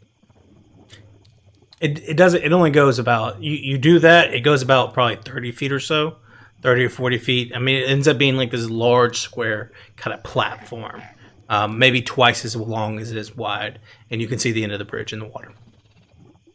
And I just, as I walk, I have these lights in front of me. I just keep throwing another one, tack, tack, tack, tack, every 20 feet. Perfect. As I approach. All right. I would like to go look at the broken bridge that was just pulled out of the water. You go look at the broken bridge just pulled out of the water. Just look. How does it look? How does it look like you said it didn't look like it was cut or smashed, or like the middle of the bridge. How does it look like it was removed? Like, was it cut or? Like... That's a very specific question. Mm-hmm. I would like for you, just give me investigation. No. I want to say survival. So, no, just intelligence. Just intelligence. Oh, cool. I can do that. Yeah, just straight intelligence. I can do that. You have a woodworking check. Straight intelligence. Give me a civil engineering check. Boom. Another natural 20. Let's go. Another natural 20. 20's in the chat. Okay. Mr. I know everything. You're a smart guy. I am a doctor. You are a doctor. You have a degree and such, and there's paper that proves it. In bridges. So, Dr. O, you start to look at this bridge, and you're seeing what's happening, and piecing it together as someone with the intelligence that you have. A structure this size, if it was cut on one side by whatever this creature would be, right? If it was cut on one side, and because it looks like the damage is the same on both, it looks like there's a similar kind of damage. If it was cut on one side through either like a tail or a claw or bite, then the bridge is built such that it would have ripped away, and the rest of it would have pulled apart. But with a natural 20, you're looking at this; it looks relatively intact. Therefore, the only conclusion is that both sides were destroyed simultaneously. At the same time. Mm-hmm. Yeah. So looking at this thing, it looks like they're both at the same time. And that's how this piece occurred. And it looks to be the main portion of the bridge that was destroyed. How wide is this piece? This piece that you're looking at is probably 30, almost 35 feet long. and then 35 and then the feet. bridge itself is 15 feet wide. So it's a big platform, but it looks like it was. You gather that in order for it to not be destroyed entirely or break off in pieces, it would have needed to be broke at the same time. He kind of giggles at the thought. He says, he'll look over. He'll look over at Rigby and how you say your name? Amaris? Amaris? Yeah. Say, what if there's two? Ethan? Please don't suggest that there's two of these monsters. Well, and he'll explain the bridge and how either it's one really big monster or it's two working in tandem, the way this bridge has been cut. But if that were the case, that would infer some sort of intelligence, like they could communicate or something. They're the monsters, after all. Strong and smart. Fascinating specimens. Oh, you were talking about me, sorry. Amazing. Alrighty. I'm following after Bard of Holiness. Mr. Bard of Holiness, you lead the group Yeah. with your dancing lights along the riverbank, straight over to Shade Point. Is there any cover on that side of the riverbank? All the cover of darkness for sure, and then the branch. There's underbrush and stuff on the outside I'd love to stealth if I could. for sure. Are we all stealthing or just you? I have a strange feeling that Gar Aren't is you- not gonna stealth. Aren't you glowing? Oh, I am. I forgot about that. I'll put it out. Stealthing? Put it out. Give me a Stealth. stealth. Give us a stealth check, Dyer. Okay.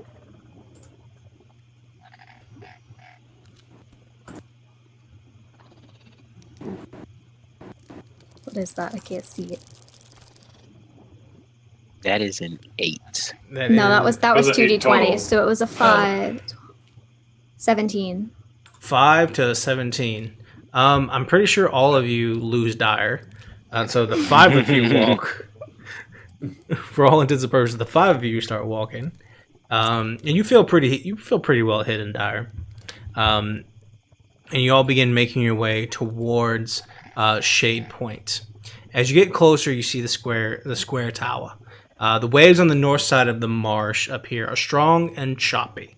And you can see kind of the water, like it's a point, like a peninsula, right? So the water on this side comes across. It's like this huge 270-degree view. It is barreling into the coast, crashing against the square lighthouse that rises directly from the ocean floor. The structure is about 300 feet from the shore, with jagged rocks that play peekaboo as waves rise and fall between it and the beach. There's no light at the top of this lighthouse, only a single flat surface. No candles in any windows, and as you may have heard, no souls enter without permission. No one has been to this lighthouse for at least a decade, maybe longer. You see the emerald bridge that has appeared between you and the square lighthouse on the other side, and it is kind of like this ethereal kind of green spectral bridge that goes all the way across. You all get on it and start walking across over to the point, and you can see as you get closer to it, the stone bridge goes straight in there. It's about 3 stories tall, and there are these strange dragon-like creatures, large, black, kind of like no wings or anything. Just they're drakes. They're clawing the ground. They're biting into stuff. And as you cross the bridge and you get to the island, you can see that there's 2 or 3 of them on the ground outside, and they all notice you guys, right? But they don't seem to be attacking. They seem to be watching and waiting. You can see there are these kind of like like outcroppings that come from the shade point itself, and there are a few drakes sitting on top of those, kind of like nice little dogs, and they're just guarding this tower, but they're not aggressive in any way. How many total? You can make a perception check. All right.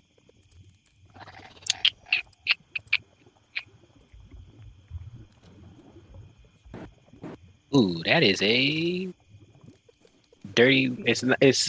I rolled a 2, but it's a 1. That's a dirty 1. A dirty 1. Dirty 1. A very dirty 1. Yeah. You see 5 of them. You see 2 on the tower itself, and then 3 others kind of playing in the area. They don't look aggressive. They don't look angry, but they're drakes. Yeah. Mars. Do they look like they could have created the damage that we see? No. And with that, before we enter in, it's 9:00 here. We're going to take our first break, real fast. So, thank you everyone for watching so far. If you have not entered the giveaway, make sure you go ahead and do command loot, because at the end of the break, we're going to be giving away one of these nice founders pins, enamel pins designed by Lauren, drawn exclusively by her for our patrons. So make sure you go ahead and get that command in. We have already signed these. We're going to take a quick break. We'll be right back, and when we do, we'll find out what is inside of Shade Point and find out how this mystery ends. So we'll be right back.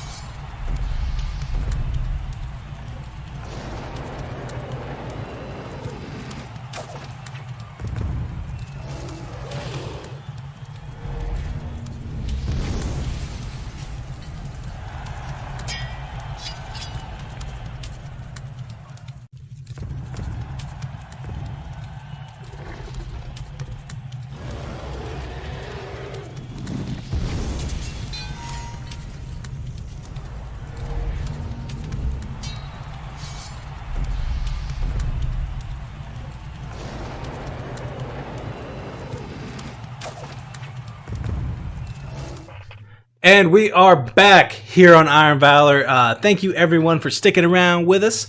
We're going to go ahead and announce our giveaway winner. Our MVP for this session, our most valuable adventurer, is none other than Dr. O, the creepy man himself, Mr. Brandon Hatcher, Brother B. Thank you so much for everyone who donated. If you don't know what the deal is, when you are here on Iron Valor, you can toss coins to your favorite players. You can give them luck. You can bless them, bless the party. Helps them out and does all the things that they do. Brandon had the most gold, so congratulations. And we'll go from there. So, Lauren, are you there? Yes, sorry. I had to run to the ladies' room. Yes, I can go ahead and pick our winner for the giveaway here. Our winner is Justin Ludlow. Justin Ludlow. Congratulations. Are you there, Justin? You better be. You just entered. You are the proud winner of this Ink and Lyre pen. We're going to send this directly to you. It is super pretty. It's got all the dice on it. It's got the Ink and Lyre logo at the bottom, or the D20 on the bottom, the Ink and Lyre logo on top. All these pretty colors. It's a wonderful enamel pen. We will reach out to you here on Twitch, so check those direct messages from us. We'll get your contact information and then get that over there to you. So congratulations, Justin, and thank you for sticking with us as we dive into the second half of this Emerald Sand Adventures. So let me kick on the music as we make our way into or onto Shade Point. You have these drake-like dragon creatures who are eating some sort of meat that's been thrown about in this area. They're all watching you and giving you quizzical looks, but they're not aggressive in any way. And even as you come closer to the entrance and the door of Shade Point, they make no rush movements to attack. You're looking at the building itself. It's a square building with a simple wooden door with a simple iron latch that pulls up that you could enter from the front. You don't see you see some slitted windows, like real small, narrow ones that would allow some wind but not a lot, and allow some light. So, looking at the 3-story building in front of you. What do you do, God Squad? Is that human meat? Gar at the front. He like sends out his little dancing lights, and he forms like a half circle on the edge of the bridge, and he makes it there, and he sheathes his sword, and he takes out his prayer book, and mounts his shield, which is, I mean, it's just like the rest of him. It glows gaudily, but it's very light. Interestingly, it has this kind of prism network. So he takes the book and he installs it into the shield, and the prism network allows him to be able to read it even behind his shield. And then he takes out his staff, and it's glowing this kind of orangish red. As he turns to the group, casts motivational speech, and says, "Ye ask of me, who are we? We are the division militant of the Knights of Savion, those charged with expunging the deepest darknesses of the abyss. We lose our sanity fighting the most incomprehensible threats in the realms, that all may shudder and quake at their puny vision of insanity. We are the method no being wishes to exist, hidden by the very shadows we fight. We are the 9th because we are the most terrible. The other 8 schools, we use them to craft a spiritual lesson no mortal will soon forget. And I am here to learn you.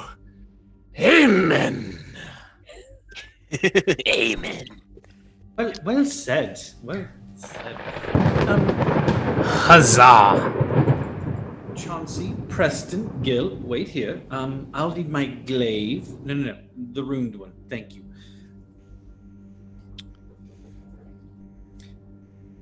Okay. Ready? Yeah. Amen. Comb, you were looking at the you were looking at the meat that these dragons were eating. Make a perception check. Perception check. We're good at these. In the meantime, Heroes, Dyer- I do apologize for interrupting, but that speech was absolutely stirring, and the Oracle herself was moved by it, and a point of luck goes to Garchongle. As the light from the heavens shoots out from over the horizon and anoints Gar, he just raises his hands and says, Savion will carry us this day. Kind of strange. It's nighttime right now. It's kinda weird. Chauncey, my torch. Dyer remains back and hidden as she quietly knocks an arrow. Just Kinda- waiting, I got a watching. 19 on the investigation of meat. You look over there and you It's Gator. I better it's be. Croc. It's definitely Croc. There are lots of pieces. Looks like this is a particularly Wait a minute.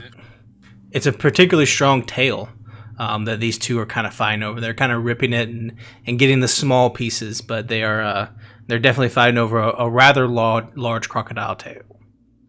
Definitely not a friend of the locals, I take it, considering they're eating their favorite pets of the swamp. Mystery solved. Mystery solved. Pack it up, boys. Who am I kidding? We're going in there, right? They're not large enough to cause the damage that we saw earlier. I mean, but whatever is inside is clearly this intelligent being. Is this their pets? Well, after you. No, I insist. You first. Gar has already begun going down the bridge. After him. Yeah, after him, we both win. As he's extending his lights out in this kind of half circle shape. I'm going to stay 10 feet so that I can use the reach of my weapon if I need to. Sure. Like Amar, I'm not sure you really need that torch. It seems he has it handled. Apparently. Yeah. Wait, so we're gonna try and go inside? I mean, we're gonna try. Yeah. Naturally. I mean, naturally. All right. Mm-hmm. So Gar, who's leading the way? Gar. Gar. The Gar, light of you- Savion is leading the The way. light. The light of Savion. Gar, you go up and you pull on the latch. It's unlocked. You hear it creaks with time, and the door opens. Just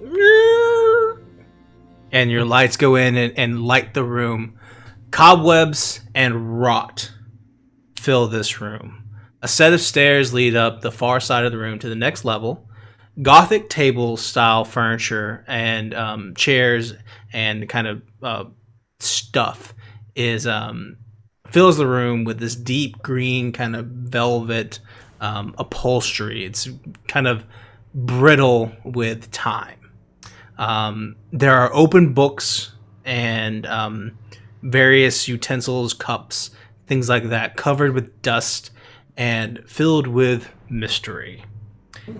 The main piece, the flagship piece of this room, is a full set of armor, heavy plate on the back wall underneath the stairs, that has a very similar layer of dust to everything else in the room.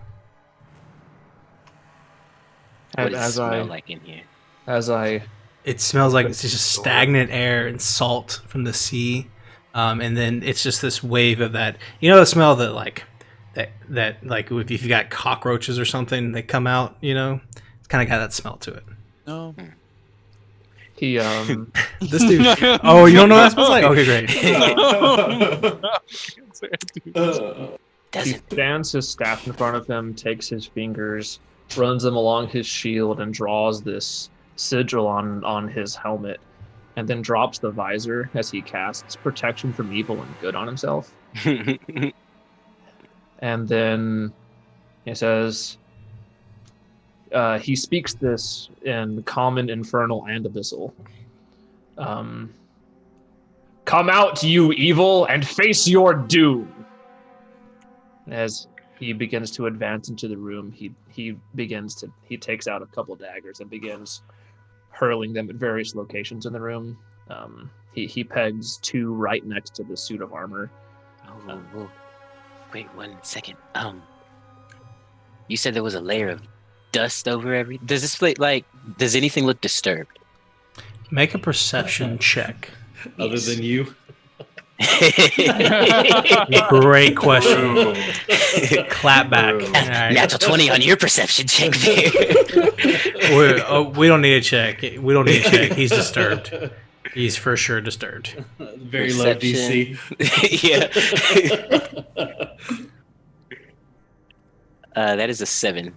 7? Yeah. Unfortunately, with that roll, you don't see anything that's been disturbed greatly. Other than now the daggers that go flying across, hitting the stone walls and clanging to the ground. If there was anything in here, it knows you're here now. If I look closer, can I get investigation? Actually, no, you may not. Thank you for asking, though. Can I use one of my divine sense?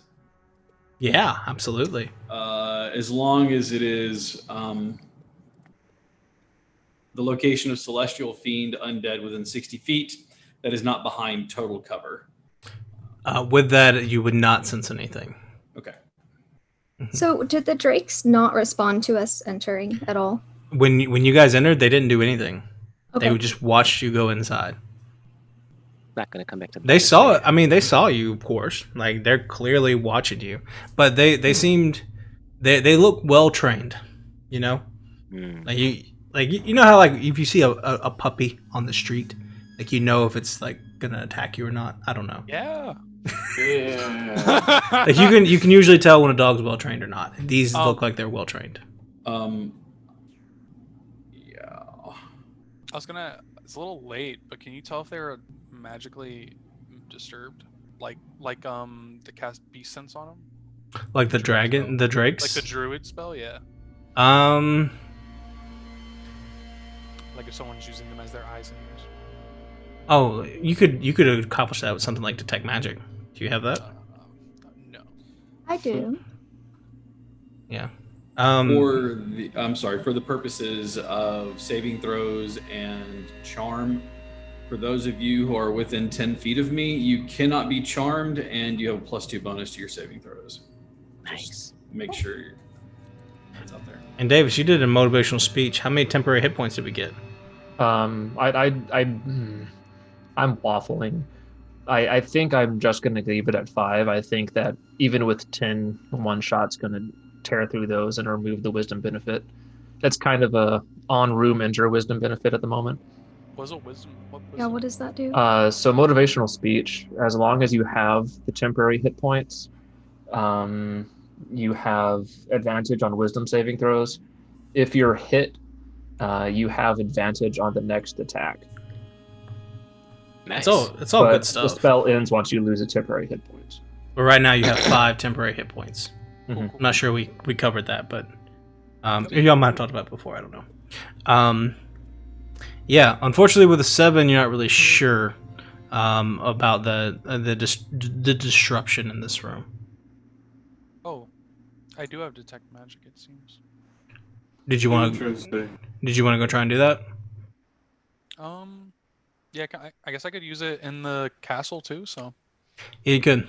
So you cast detect magic. Some of the books start to glow a little bit. With probably what would be like an abjuration type magic. And then on the table start to glow. You see the suit of armor start to glow, as well as you get a ping of evocation from behind the suit of armor. Outside, you don't get anything from where the drakes would be, because they'd been within 30 feet of you. Yeah. Even from in here, you're not getting anything from them, so it doesn't seem like they're under any kind of enchantment. Based on what you have, but you have that up for like 10 minutes, so yeah, it's like 10 minutes. Yeah. I'll let you know if anything else happens. Oh, and then there's hold on.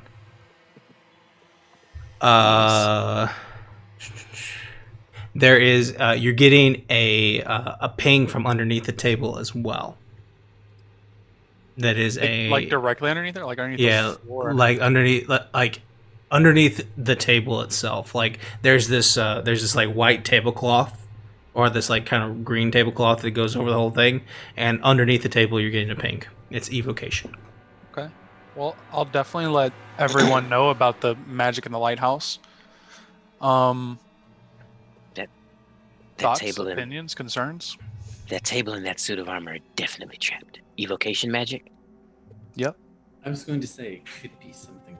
Yes, But I this- would like to check for traps. Where? The suit of armor first. Okay. Since Gar is now standing in front of it, like with his sword out, like Give I thought us you were gonna be like an with your hand out at it. give us an investigation check, Dyer. Okay. Free suit of armor.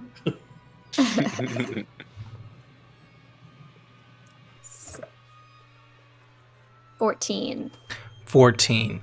You do not think it's trapped. Ah, However, it is we obviously know that it is magical. You do not feel that it is trapped, but what you do see is that the armor itself looks like that it has been welded back together. There is down the very front of the chest plate, there is a large cut, and it looks like pieces of it have been hammered back into place and then welded and packed. Knowing, you're a high level adventurer, you know how armor works. It looks like this armor would not be functional any longer. Like it's weak enough here that a bad hit in this spot, the repair work has not been done properly by a smith. It's just been done, so it looks kind of okay. But the armor itself, while magical, it looks like it would be useless going forward. seems like this armor's damaged the same way the bridge was damaged. But yet it's magical. But magical items couldn't be destroyed. Said it. Well, it's clearly not destroyed, but set asunder in some manner and then put back together again, then cast magic on it. What a waste of magic. Go ahead and give me a comb. Give me an intelligence check. Oh yes, intelligence. Or Arcana, your choice. Hey, that's good. Or I'm proficient in Arcana, so I guess. Yeah, that would add be your 23. proficiency. 23. Okay, so on top of thinking about like what it would take, what does it take to cut through a magical breastplate, right? Because magical items do have wear and tear; they can be destroyed, or they can be broken. I would say, but it takes an extreme amount of force, an extreme amount of effort, an extreme amount of power for it to be done. Something like that to be done. For this breastplate to break where it has, which is right down the front, it had to be hit by something extremely powerful, like a ton of extra force. Something like you could not place a sword through this breastplate at all. So it's significantly stronger than that. Like you're talking about, like this breastplate would have had to get hit by like a cannon directly. I wonder if our beasts did this. But if so, why would they take the armor back with them? If this is even where they are? So that table, though. Given the size that you were saying the creature was, it seems hardly like it would be just milling about in this small place. Yeah, that's true. He did like water, and why would they be in a tower if they liked water? But the only other concerning magic is that of what is under the table that we cannot see. Yeah, I'll also check under the table. I'm sorry, DM. What's the diameter or what's the size of this room? This particular room is the whole tower is 3 stories tall. This one, it's pretty big. It's probably 100 feet across. I mean, it's a big tower. It's a big tower. Yeah, it's a big space, but it's a tall tower too. So, hold on. Before you go over there, I could probably do this a little bit easier. Okay. and I'll close my eyes, and my cloak will start to flare up a little bit, and I will cast Find Traps. Okay. So you know the location of any traps or dangerous areas. How 120 feet. within 120 feet of you. Good. Okay.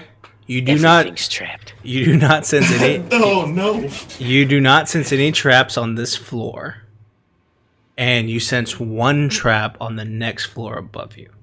Do you get a location, or just get the existence? Just the existence. Just the Yeah, existence. just the existence. Yeah, I'm gonna say that that's all the information I have. So you know that there's at least one. There's one trap, but it's not on this floor. Table's cool, huh? Magical table. Table's cool. Cool magical table. So while he's doing it. that, Dyer he lets you know there's no traps on this floor. You kind of throw it open. Underneath there's a box, like a chest, What's it made of? wood, Okay. wood with iron bands. Pearwood. Human flesh. Yeah. Yes. You open it Sapient and the pearwood. inside is coated with molten lead. All right, I will pull out some Open it. leather gloves. Oh, Pick up the box. Is it locked? It is locked. it's in the Can box. I Punch yeet it. that lock off? You can certainly Eat the try. What do Yeah. I need to roll? Give me thieves' tools. Yeah, but how do I? I don't know how you roll that either. Yeah. It's just Just roll a Dexterity d20 plus proficiency. and add your Yeah. dex and then your proficiency. You can someone say that again? I'm sorry. just roll dex and proficiency. Okay. So for you, it'd basically be a stealth check. No, my stealth is way higher than that. Are You you? have Oh, you have expertise. Yes. Okay. Oh. Yes, I do. Okay. So- What? Plus 8 plus dex, so 15. Oh, plus. Okay, 8. So that's 12 plus. No, that's 7. that's 15. You said plus dex plus. You have 5 dex and then 3 proficiency, right? I have 4 proficiency. So 9. Or what's your dex? It's an 18. So yeah, 8. So 15. Right? Okay. Which is enough. So as you go, Sure, I'm you not good at quick math. so you go over there and you lay the gloves on, and you work on it. It's not a real difficult lock. You're able to pick it. Inside, you find a bunch of gold Wow. and a potion of greater healing. What is happening?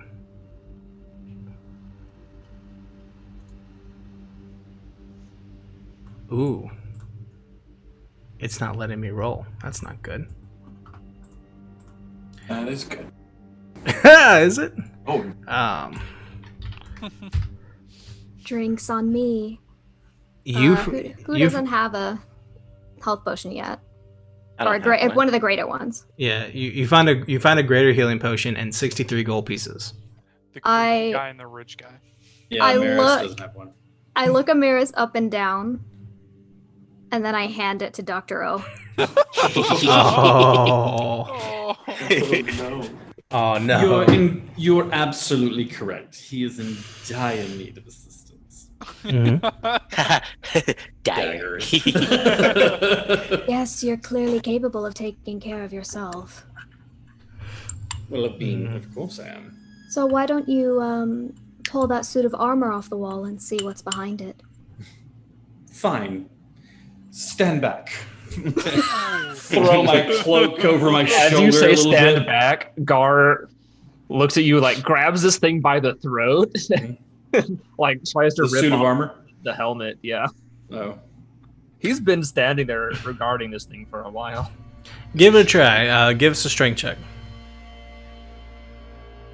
It's probably not going to go super well. Got this. You got this. Nat 20s?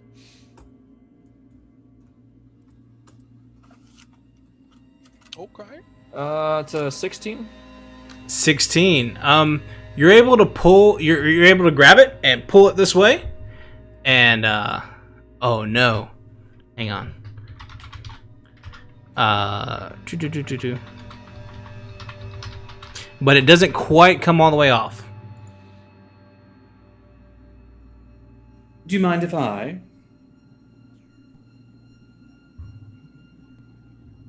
No, I don't mind. Give it a shot. This ought to be good.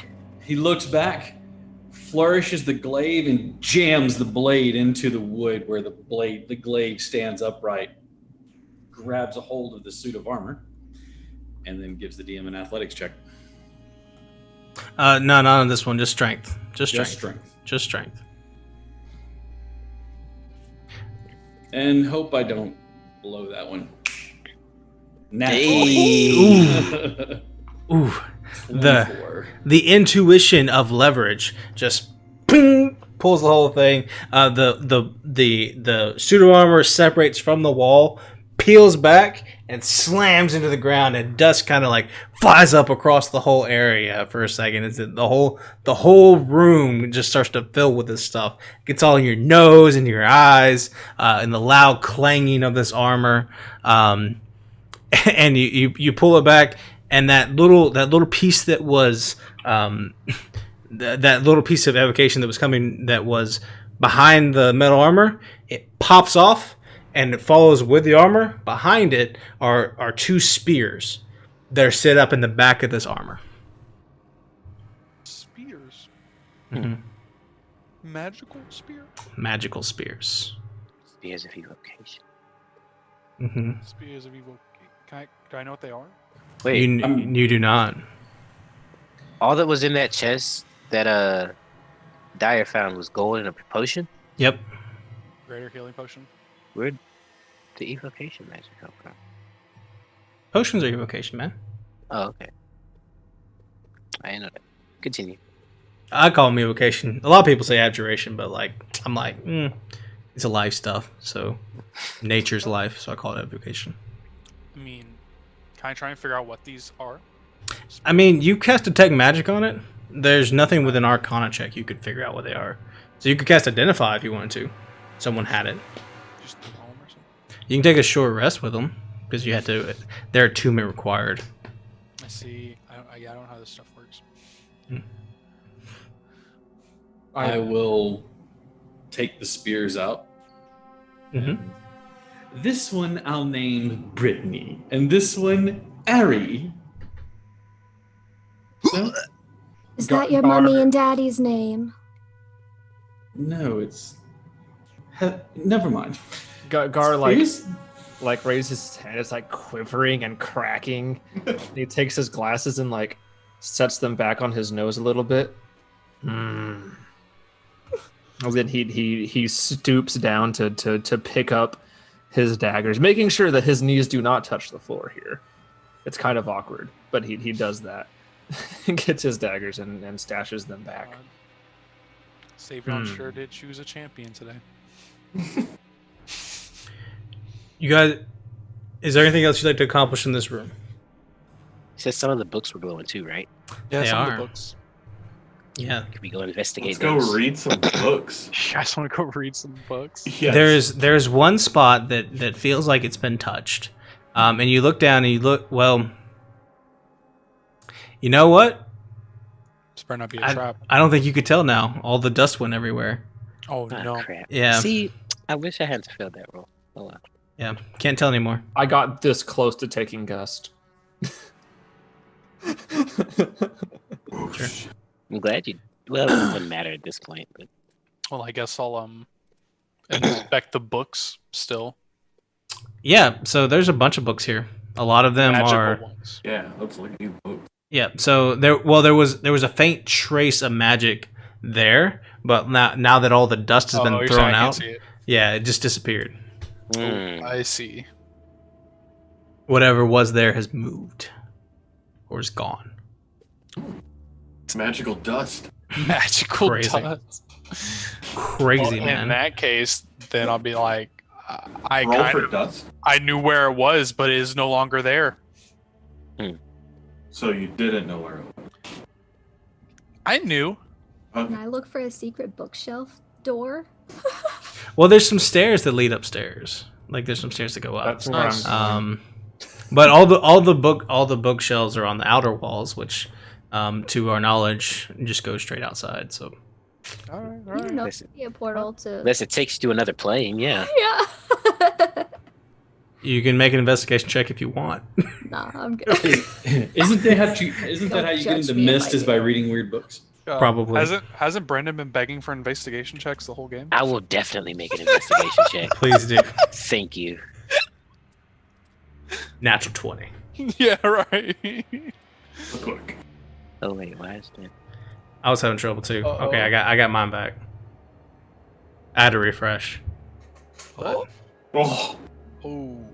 That's a 14. I get advantage on those though. Oh. what? oh. Oh, Yeah. that's a Yeah, that's a 14. that's You a don't- 14. You do not find a secret door. Oh. No secret doors here. Well, upstairs we go then. After collecting all of his daggers while you guys are mucking around. A comb. As soon as you walk into this room, you're the only piece of. As soon as you step into the room, Oh. your detect magic picks up a aura of necromancy coming from the lounge. So as you step into this space, the second level of the structure is much like the first in terms of dust and age. The four-poster bed is unmade. A lounge near the window is extremely faded, where the sun has come in from a specific window there. Laying closed on the lounge is a journal, clasped with an iron lock. A set of stairs lead to the final and third floor on the other side of the room. You are sensing necromancy coming from that book. All right. You. Do Well, you share let's- with you share with the class? Well, one thing's first. I just want to point this out. Gar is in front of me. I would never walk into this room myself unless he was there. Unless Sure. you are He guided was by the already light of on his way. Savion. So after I come in after Gar, the savior of Savion, then I'm gonna be like, "Don't touch that book. That's necromancy." Necromancy! I touched the book. I draw. You touch the book and you pick it up. It has this. It looks like a journal. It has this iron lock that comes over over the top that closes the pages, and the whole thing is very sealed tight with just that lock on it, and then the book. Dr. O, he yanks on the lock, and then he'll look over at Dyer and just shove the book in her direction. Yeet the lock. Whoa. So as Careful you with that. try to Oh, pull no. the lock, oh my dear, hold on, By the He's way, dead. He's dead. hold on. I'm fine. Okay, hold on. Let me look it up. I didn't think anyone would do this. how many hit points do you have? I didn't think anybody was stupid enough to touch it. Yeah. So Intelligence-based class, my you pull the rock, you pull the iron lock, make an It's necromancy. Ooh, shiny. yeah, you pull it, make a Constitution saving throw. Constitution saving throw. Is Mr. Devotion nearby? I'm in the room. I don't know if I would have been within 10 feet of That him. close? Because it seems like the bed's a little bit away. Yeah, It's a big room. Still kind of like at the entrance of the stairs. Yeah, and I'm like right at the top of the stairs. I assume this hill dark starts away. Book! And like ran over. Yeah, it's kind of one of the things. More or less. yeah. Pretty much what happened. A book. Alright, Constitution. Con saving throw. Con saving throw. That's a 15. You take 61 points of necrotic damage Holy crap. Whoa. as you rip on the iron lock, and this necrotic energy comes into your body, goes up your arms, and tries to come into your skull, like making your eyes turn the same deep green of the Emerald Sands. Does that drop you unconscious? Oh no. Great. So as it He kinda as it laughs. does, it comes through your eyes, and this absolutely maniacal Dr. O laughing as all of this is happening. It eats into your soul, and out comes this ethereal green hand that touches you on the forehead, and then it dissipates. Ooh. Ooh, what a rush. Need to sit down. I So he hands the book to Dyer. Infernal and Abyssal. Demon, what are you? I drink the greater healing potion. How close were you? I got 33 left. You don't need. Okay. You don't need. Yeah, I'm good. Oh, you're good. You're good. You're good. How much do I get for the greater? It's 4d4 plus 4. 4d4 plus 4. You call out to the demon in this space, and nothing happens. He's possessed, but not by the book. The tech magic doesn't show any. There's no more necromantic magic in the space. It disappeared. Oh, it's gone? It's gone. I'll tell her that. I mean, I was gonna be like, "Yo, you're smart enough not to open that, right?" But now I'm like, I guess it's gone. We're good. How much did you Flip get the back? bed. All right, Yeah. time to yeet it. I was about to say, prepare to yeet. Yeah. Go ahead and give me that thieves' tools check. This one's gonna be tough. Woo. Dr. O. Yeah. That looked painful, and I just kind of reach out and just like, touch you. It was. I'm not sure he deserves the light of Savion. We're gonna restore 30 hit points to you. Thank you. So it's the roll plus proficiency plus. Dex. Dexterity. Do you have expertise in sleight of hand? As a question. Oh, no, I don't. Do you have proficiency in it at all? No. Okay, never mind. Nope. Unfortunately. 8. 15 again. Unfortunately, that's not quite enough to break this lock. You work at it a little bit, and it's just not quite getting where you want to be, and it seems like it's a little bit too intricate for your tools. Seems like you don't need a key. I didn't almost die for this lock to not get yeeted. Anymore. Do you want me to try and unlock it? I have my own set of tools as well. Or I can also make that check. Go for it. hey, I can I'm gonna cast guidance on you. So I'll walk over and put a hand on your shoulder and close my eyes and start to speak in abyssal. And so you can roll an extra d4. And a d4. And a 1. It's a total of 24. Total of 24? I'll say that works. It was right on that edge. And so as you do with the extra guidance from Dyer here, the words and the magical and having her already done it before, giving you this guidance and assisting with this, you hear the quick little click and the whole thing opens up. We did it. Dr. O rushes over to the book. God, keep that man away, dude. Keep that man what does it say? Calm down. Don't make does it me pull say? out my dagger again. Yeah, chill out, dude. Oh, I'll open it real quick and You open glance before looking at the doctor. You open it up. And we'll take a few minutes to look through the journal. So as you open up, it is very clearly a diary, one of Miss Meredith Braxton. The book tells a story about a creature and a lost love of Miss Meredith's, and a creature named Zedias. Zedias is a part of a legendary creature, a powerful beast that lives in the ocean, returns about every 100 years, or so it was said in the stories of the past. It's a sea serpent of the deep, and it can be controlled if you offer it enough flesh of some kind. In the journal, it says that they were doing their research and working together, and they gave it literally just pounds and pounds and dozens of crocodiles and whales and sharks, and it just wasn't enough to satisfy the beast.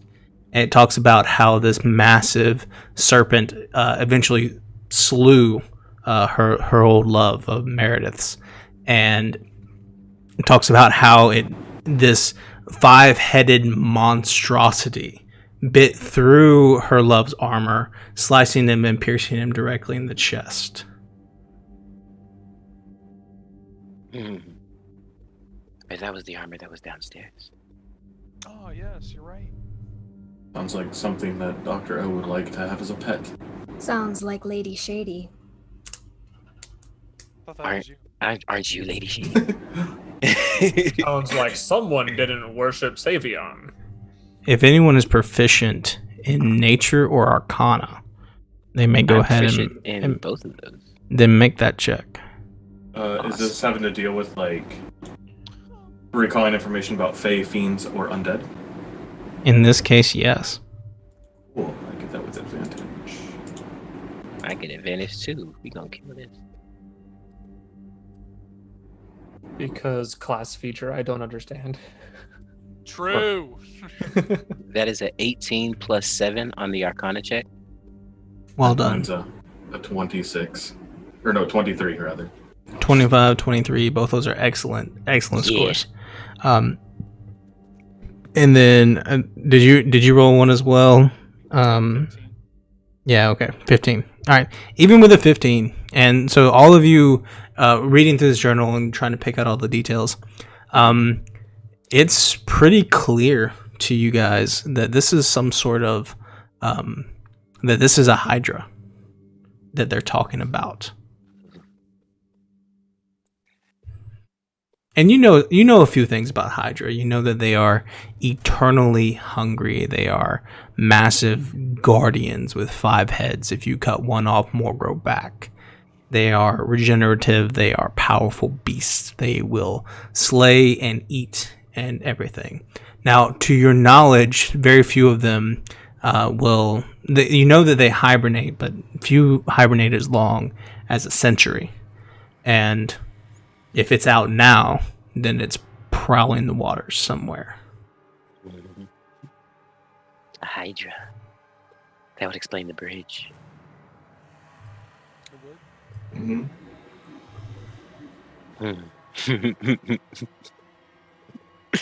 I will say Dr. O with a 25. You also know that Hydra are immune to acid. And that's it. I could use that for my research. Hydra blood. I'll lose Well, it. now we know what we're looking for. It's pretty clear that there's not a Hydra in here. Says it was off at flesh. I will sweep the rest of the room, see if there's anything of significance. Give me an investigation check. Ooh.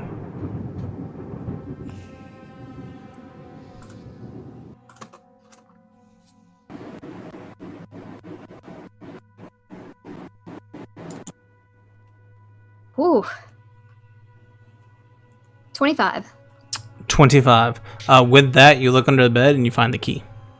Ah! Nice. Found it right under the bed. Who would have guessed? Now we can lock it back. Under this stone that Heroes. says key on the top of it. Weird. Tonight has been a quite interesting endeavor. And as Dr. O continues his descent into madness, the Oracle finds it quite intriguing. And so, she deems Dr. O a point of luck. Lock. Well done.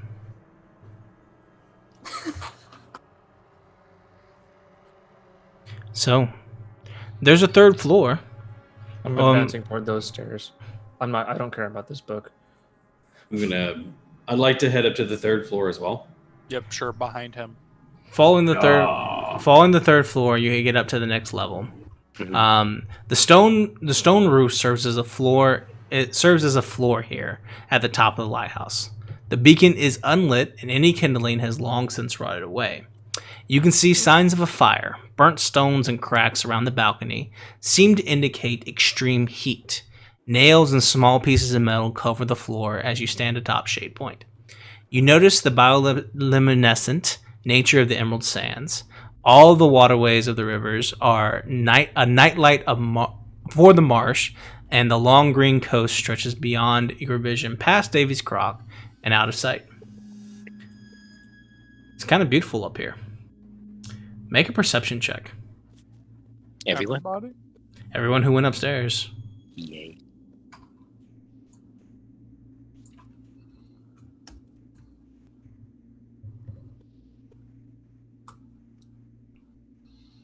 Down the stairs.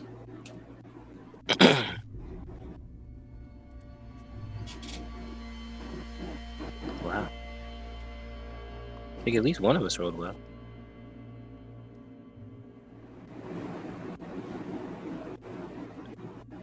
All right, Brandon. Oh, I only rolled a 7. I was too busy paging through this book. Davis.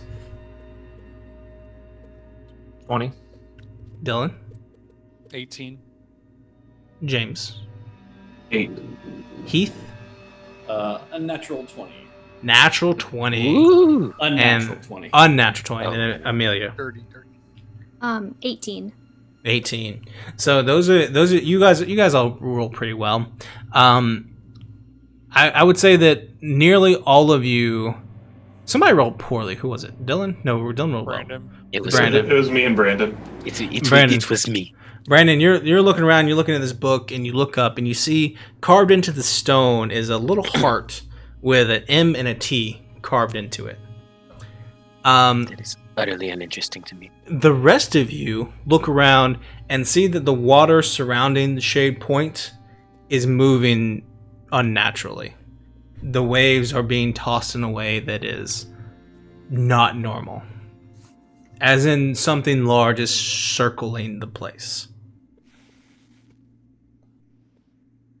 Well, boys, you know what we came here to do.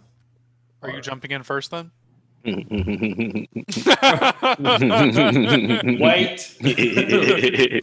Wait. I'm out, team. I say we throw him in. How far? Right now you're 3 stories up, which is about 40 feet. It doesn't seem to be coming for you. It seems to be circling, waiting for you to leave. What are the drakes doing? The dogs outside. You don't see them right now. Well, shall we provoke it? Yeah, I'll stay up here. It does want flesh. Fiend, come up here and fight. Perhaps we should go down there before we die. Being hurled from a tower? Yes. Smart. I You like said her. something smart for once. You've redeemed yourself I've before said your death. more. Congratulations. What do you mean? I've said plenty of smart things. Downstairs. And then I'm going. I turn in a huff. We go down the stairs. You guys all head down the stairs, and you pull yourselves into. You head down the stairs and run outside. The drakes are gone, or the way where they are right now, you cannot see them. And then you can see the bridge, and we'll pull you into this scene as we move closer and closer. And we run outside the door, leaving everything else behind, knowing what you're going into. Is there anything you guys would like to do before we run into this place? Got Shield of Faith. Yeah, you can certainly do that. Let's get it. Let's go. Did they say what kind of creature a Hydra is? It's a monstrosity. Okay. Does that count as an aberration? I'm just kidding. It does not. Features. You guys see Dr. O? He opens his cloak and he pulls out a small syringe. What? And he grabs one of the vials. Don't you do it. He grabs one of the vials and he dips the syringe in and pulls out this brown viscous kind of liquid, and he goes, "Oh, here we go." And and he ejects himself into his arm. Black tar heroin. Jesus. Insane, dude. Yeah, and his arm kind of begins to shake, and the rest of him does. And his dexterity score increases by 3. And but he gets disadvantage on wisdom saving throws for the remainder of the encounter. Sure. Pretty much is black tar heroin. Yeah. So as you he grabs his crossbow that's slung around his back. He'll grab it. And he'll let's go kill a hydra. you run out of shade point, swords drawn, ready for a fight, running through, coming up from the invisibility on myself. I put my hood up and I disappear.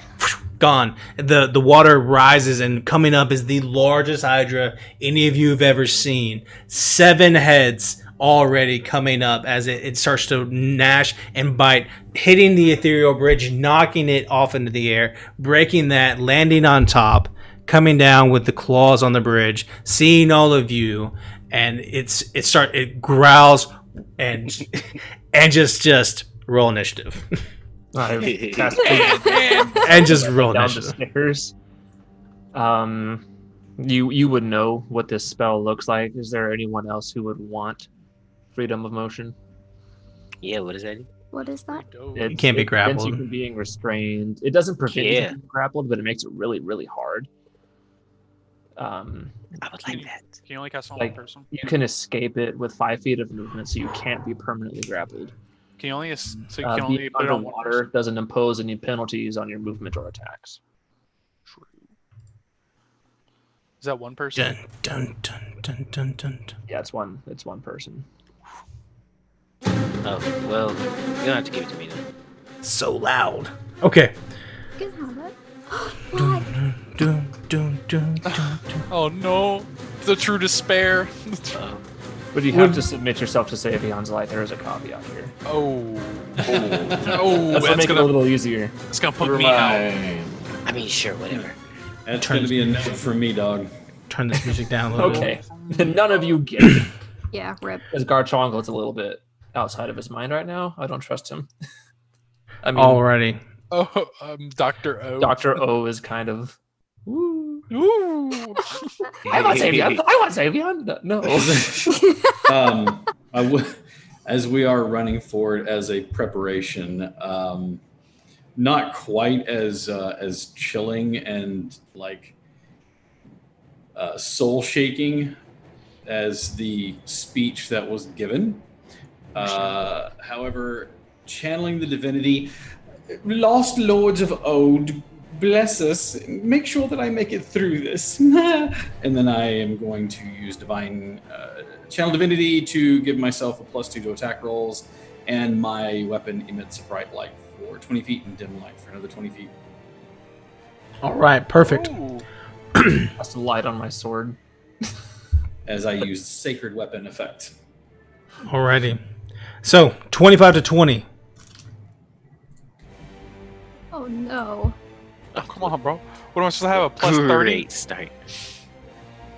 Who has that rod of alertness? Oh, I do. Oh, get I advantage. got a natural 20, so that's. Oh, good I to get know. advantage? Sweet, because I definitely Yeah. would have won. I have a 22 then. Okay, perfect. 15 to 20. Got an 18. 18 for a comb. Cool. Anybody else? Alright, 10 to 15. 10 to 15. 14 for me. What happened to our dear rogue? I know. It disappeared. It disappeared. Yeah, they're gone. Ethereal plane. Invisible. 5 to 10. 9. 8. Amaris has an 8 as well. So we'll let the rogue will probably go first. I'm sure the dex is a little bit higher. I'm sorry. And Amaris. Am I missing anyone? All right. So top of the round, you see the drakes have come out of the wilderness, out from their hiding spaces, and are starting to run towards you too. Now the Hydra has sprung its attack. You guys aren't surprised. You guys knew this was coming. Top of the round, Gar, you have initiative. And with that, he sets his staff in front of him. Let's take a look at the battlefield. We can't see Jack. Can't see the battlefield. There Nope. we go. There we go. Oops, sorry. That's not what I meant to do. And okay, that's where everyone is. He'll stay where he is, and he'll present his shield, and he will begin to counter charm. As he says, "Ye beasts, ye foul beasts, you cannot breach the God Squad. Savion's light will purge you this night." Amen. As the book from its prism begins to glitter, and the pages are flipping on their own, filling his mind with the words of the Book of Savion. Okay. All right, perfect. Is that in your turn? Yes, it does. All right, that'll bring us around to the Drake's turn. This one will run this way and use its dash action to come a little closer. That'll end its turn. This one will do the same thing, and it'll have to take its full action to dash and get up there with you, Dr. O. That'll end their turns. A comb. Wait, you put it in front of Gar. Oh, Gar. Sorry, I can't tell. They're really small on my screen. In front of Gar. A comb. Your turn. They're just sprinting, ripping the ground. 1 second here. He entered my reach because he's in 10 feet. This one. So he gets an attack. I get an attack of opportunity against him. If you like to take it, Mr. Sentinel. Actually, it's Polearm Master. Polearm Master? I'd like to take it. Go for it. Stab.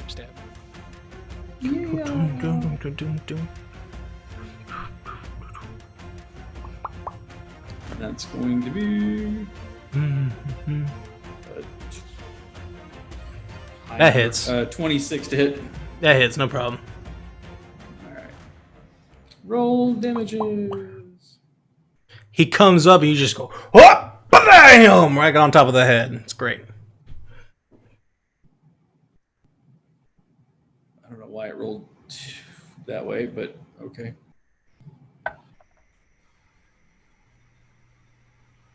How much is that? It really rolled it weird.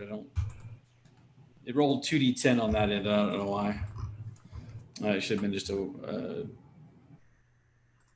1d10 plus. Oh, I'm sorry. I rolled the wrong thing. Hang on a second. My bad. Boom, boom, boom. Okay, there we go. 13 points of damage. 13 points of damage. Perfect. What is going on? Let me see if that'll work better. Hold on, I'm so sorry. My battle music isn't doing what I wanted to. Goodness. Okay. That'll end the reaction. So that brings us around to a comb, right? Comb. A comb rips off the top half of his gi, showing his numeral arsenal of weapons as a Kensai monk he is. Longbow on his back, rapier on his side, a javelin for some reason. And Arbalist. he crouches into the ground and shoots up 20 feet in the air, as the Arachra he is. And he starts circling in the air, and he's gonna try and get a visual layout of this area since he can't see anything. Okay. All right.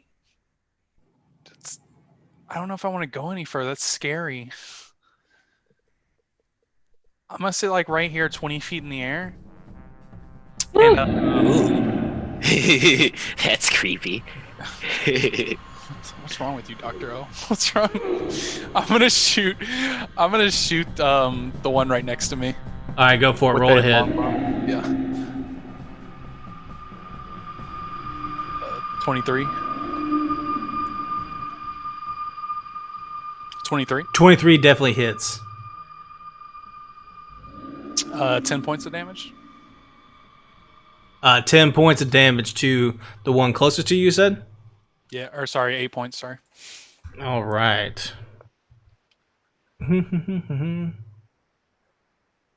Sorry, this thing is really screwing me up. Hang on.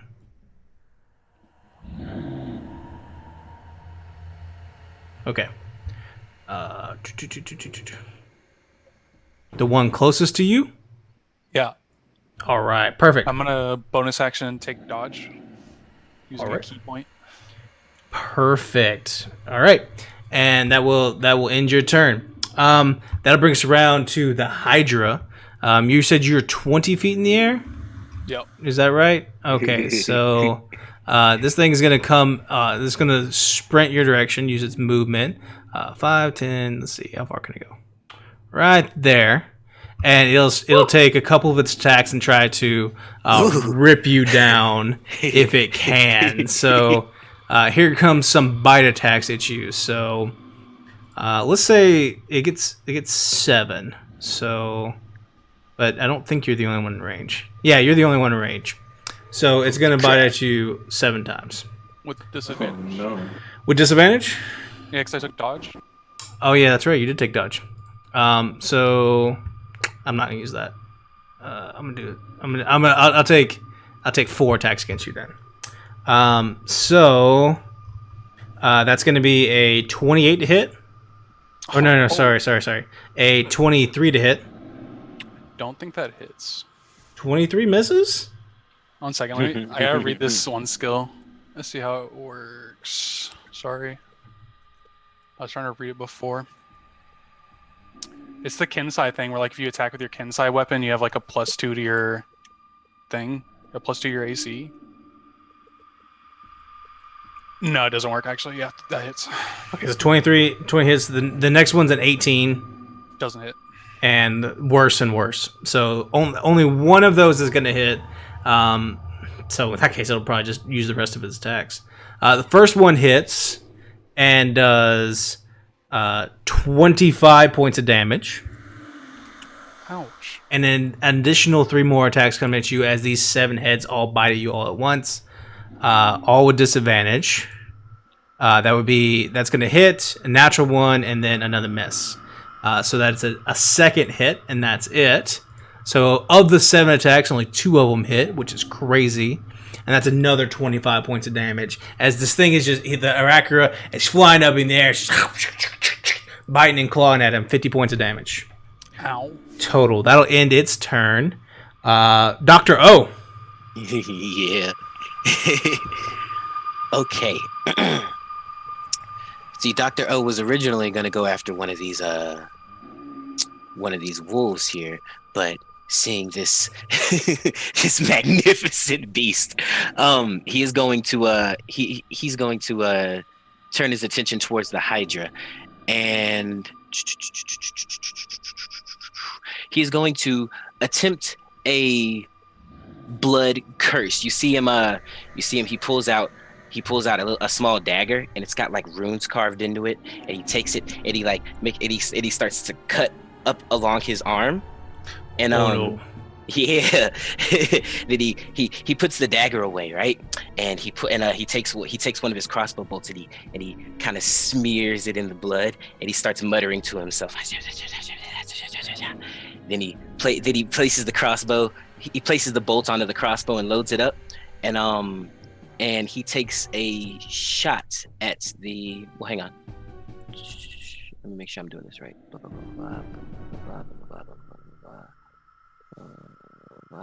Okay. Okay, I read that wrong. I don't have to attack you to do it. Sorry, first time playing a Blood Hunter, guys. I'm gonna do a Blood Curse of Binding as my bonus action. I attempt to bind a creature that I can see within 30 feet of me. It must succeed on a strength saving throw or have your speed reduced to 0 and you can't use your reaction. Oh no. Strength saving throw? Yes. That's going to be a 18. 18. Be your spell saving throw DC. Oh man, that's going to save, unfortunately. So you do this rune and you call upon the dark forces that inhabit your psychotic mind. Heroes. It seems another wishes to offer the help in chat. Hello, love doves. is intrigued by Dr. O even more so, and presents him with a hint of luck as well. Praise to the blood gods. Thank you. The literal blood gods here. The literal Right. blood gods. Yeah. Is this All right. this the time for your luck or not? You said yeah. I'll use one of them. Okay, sure. Yeah. Here Let's- it comes. Yeah. Let's get this curse going. That's better. 19. Okay. Such is life. Such is life. Such is life. That's okay. I'm still going to attack it twice. So he'll heave his heavy crossbow up, and with just the best look of glee on his face, he's gonna take 2 shots at the Hydra here. 2 more shots. So bonus action binding. 2 attacks. With the Yes. crossbow? Yes. All right, they come flying out. That is a 15 plus 13, That hits, no problem. and the second is a 6 plus 13, so That hits as 19. well. Fantastic. Both of those hit. 19 hits. Excellent. D10 plus 7. Okay. Roll my damage 2d10 plus 14. So that is 24 points of damage total. 24? Yes. Oh, man. Okay. That was going to be so cool, but not today. Oh, was I 1 point off or something? 1 point, yeah. 1 point. Not aiming at the heads, obviously. I don't want to. Well, I don't know. Maybe. Nah, I'm not gonna do that. Ruh-roh. Seven seems to be. That's enough for me to play with. Where are you at? I'm way the fuck back here, bro. Okay, well, you're about to not be. Is that end your turn? I'm gonna move. Okay, go ahead. I'm gonna move really see very over well. here behind Dyer. Behind Dyer. Okay. Yeah. All right, so You don't know where I am. I'm invisible. Oh, that's well, true. behind Rigby, then. You could kind of be anywhere. Did you want to be somewhere else? Because I kind of just placed you guys there. But Oh, you're okay. invisible. You're invisible, so you can kind of be anywhere. Okay. How tall are these walls? Like 5 feet. They're not big at all. You can jump over them easy. Okay. In that case, I want to be like. Can I be like there-ish? Yeah, for sure. Sweet. For sure. All right. So end of your turn. That brings us around to the Hydra's legendary action, and it will use its charge, trampoline charge feature, and it will begin moving. And so you guys see it just ripping at the ground, coming across, all the heads flying, and it's going to run all the way across all of you, 50 feet. And it's going to make attack rolls as it crosses over the 3 of you. For this first person in line, that is a 18 to hit. Miss. Rigby, that's a natural 20. That hits. And then whoever's last back here, which I think is Dr. O, Yes. that is that's a 15 to hit. It misses. That misses. So Yes. Rigby with a natural 20, you're gonna Dyer, Grave Cleric. you already used the reaction, right? You take 33 plus. You take 40 points Ooh, that's a lot of of bludgeoning damage as it runs all over you.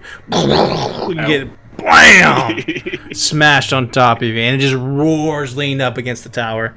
And you can see the bridge that had been destroyed, the ethereal bridge that had been smashed up, the green one everywhere, has restored itself in some way. That'll end legendary actions. That brings you around to the rest of the Drakes. Starting with these ones over here. This one's going to make its way over here to Gar, if it can. And these are going to have to dash because they don't see they don't see our dear Dyer, so they're going to kind of protect the exit over here. They'll have to use their dash to do so, but they'll get over here. This one's going to get up to Gar and make an attack. Gar, that's a natural 19, so that will be a 27 to hit. Yeah, that'll hit. All right, and so that's going to be...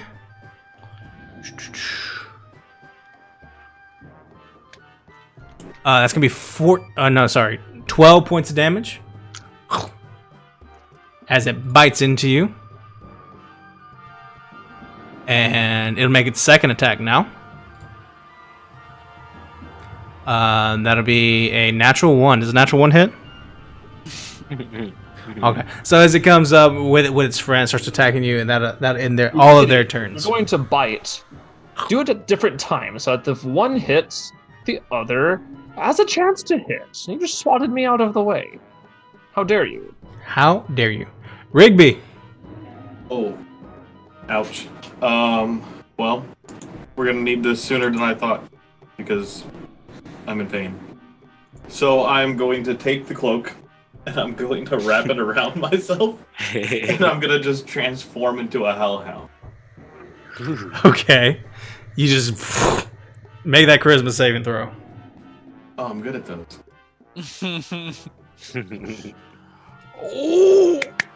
That is an 18. You're all right. I was not You're expecting good. to save on that, but we're good. Fantastic. Then, am I able to take an action from the Hellhound then?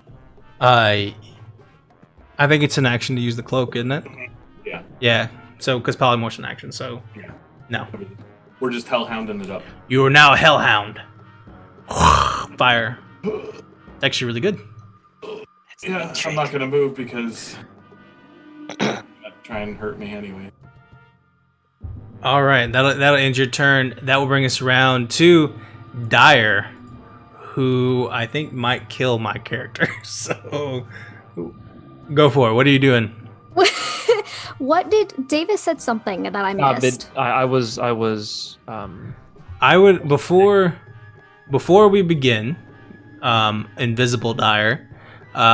Give me a stealth check with advantage. Okay.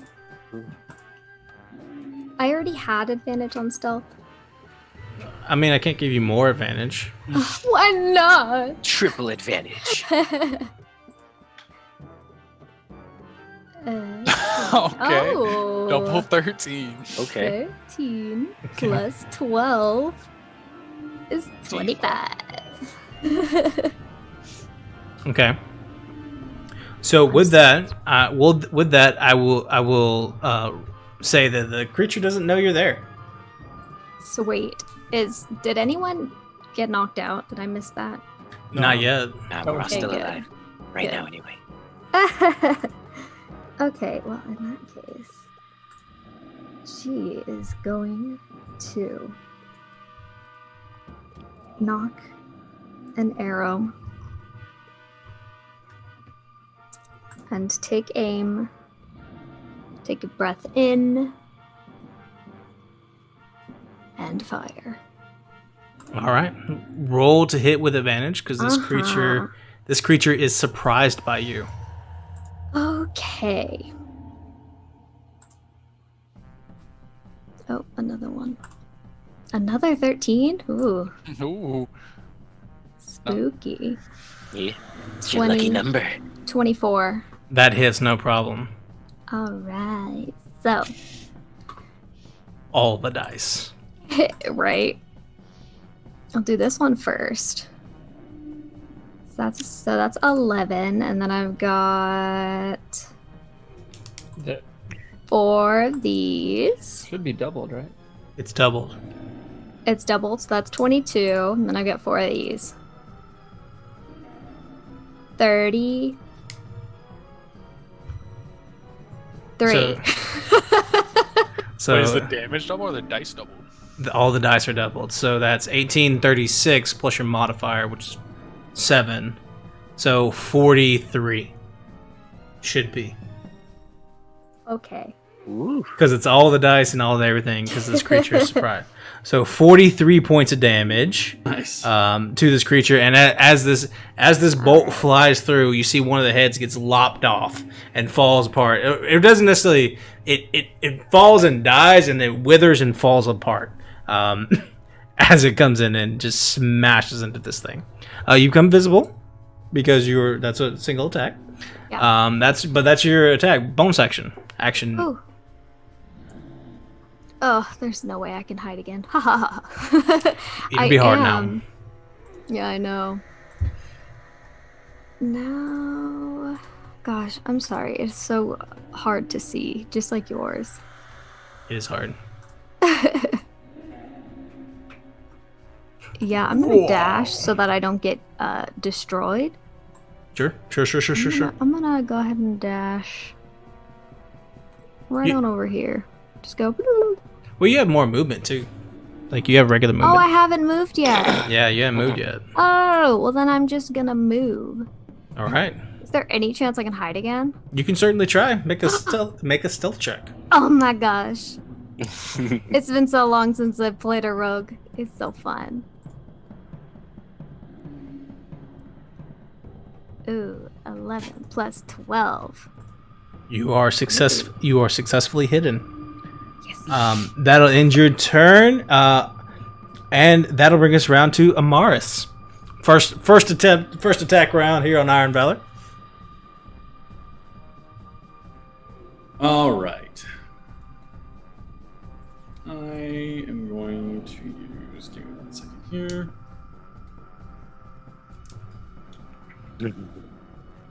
Somebody's got a plan going over here. Hopefully. There we go. Yes, we are going to smite the unholy. So let's see if we hit him. Go for it. Because you're like right there, right? Mm-hmm. But a 14 doesn't hit him, I believe. 14 will miss.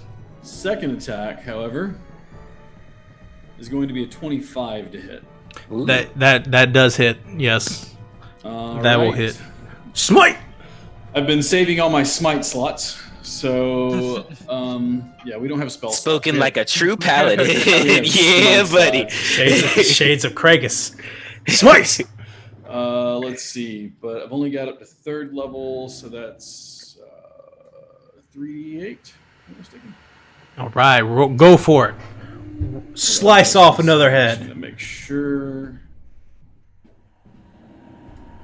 Let me just double check that. I want to make sure I don't short myself damage-wise. Smite is located somewhere around here. I believe that's correct. D8 for each level. Mm-hmm. Sure does.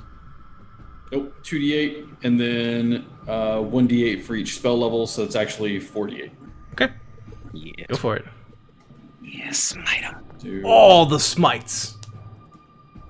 That's the radiant damage. Sure. Is 24. Uh-huh. The weapon damage is going to be... Get out of the way. Thank you. Bum, bum, bum. Woohoo. Where are you? Oh, you're I'm right there. Yeah, okay. Yay, reach. And how much is the weapon damage? Weapon damage is not coming through, so hang on, I'll tell you. Weapon damage is 16. It is. 16. Yeah, 16 damage. Alrighty. And as a bonus action, because Polearm Master, I swing around and strike him with the butt end of it. Bonus action. Pop. So.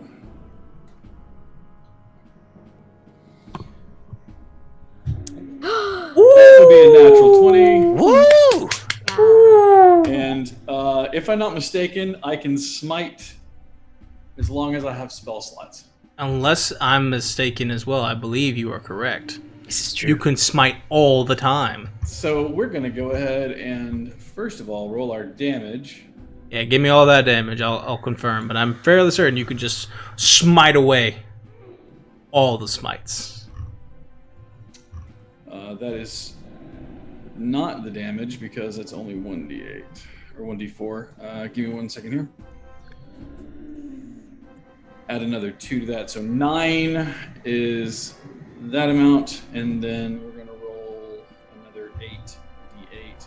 Mm-hmm. for another 35 points of damage as I burn another 3rd level spell. How much is the total?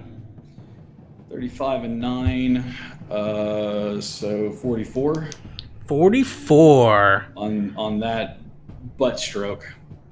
All the boom, pop them, and then you have another attack, right? That was my second. My first attack missed. So the first one yeah, he swings it around and misses, but then he brings it down, brandishes it over his head, and strikes him with the butt end of the staff. And with that, the creature loses 3 heads. As you come across with the first one comes across and slices a whole head off. The back end of this glaive is just sharp enough, and the creature's coming back in for these attacks, and 2 of those cut off as well as they fall to the ground. Was that good? You're preaching to the drakes. I'm preaching to the drakes. That brings us around to Gar. He's doing exactly what I said he was doing. Question.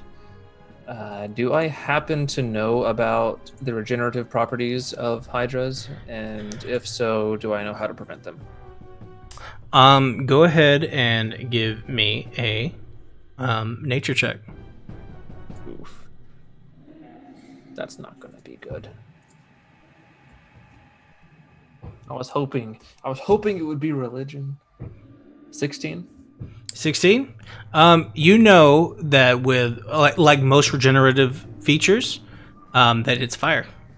Fire. Yep. Fire. Oh, really? Fire. I don't do that. I do. I kind of do that. That's okay. I'm going to hold my position and ready in action. Okay. That is your turn. Just sheathe my sword in the face of these incompetent drakes and pull out and pick up my staff from in front of me and like all but give them like the cold shoulder as I watch the rest of the group. Attacks at you, Mr. Gar. 2 attacks from this Drake as their turns come around with advantage because you're now surrounded. That's going to be a 19 to hit. No. And then a 27 to hit. Yes. Alrighty. And that's going to, as the first one bites at you and misses, the second one does not with the attack. And you're going to take, where did it go? Oh, you're going to take some D8s. You're going to take 13 points of piercing damage. Rigby, more attacks coming at you, my friend. Oh no!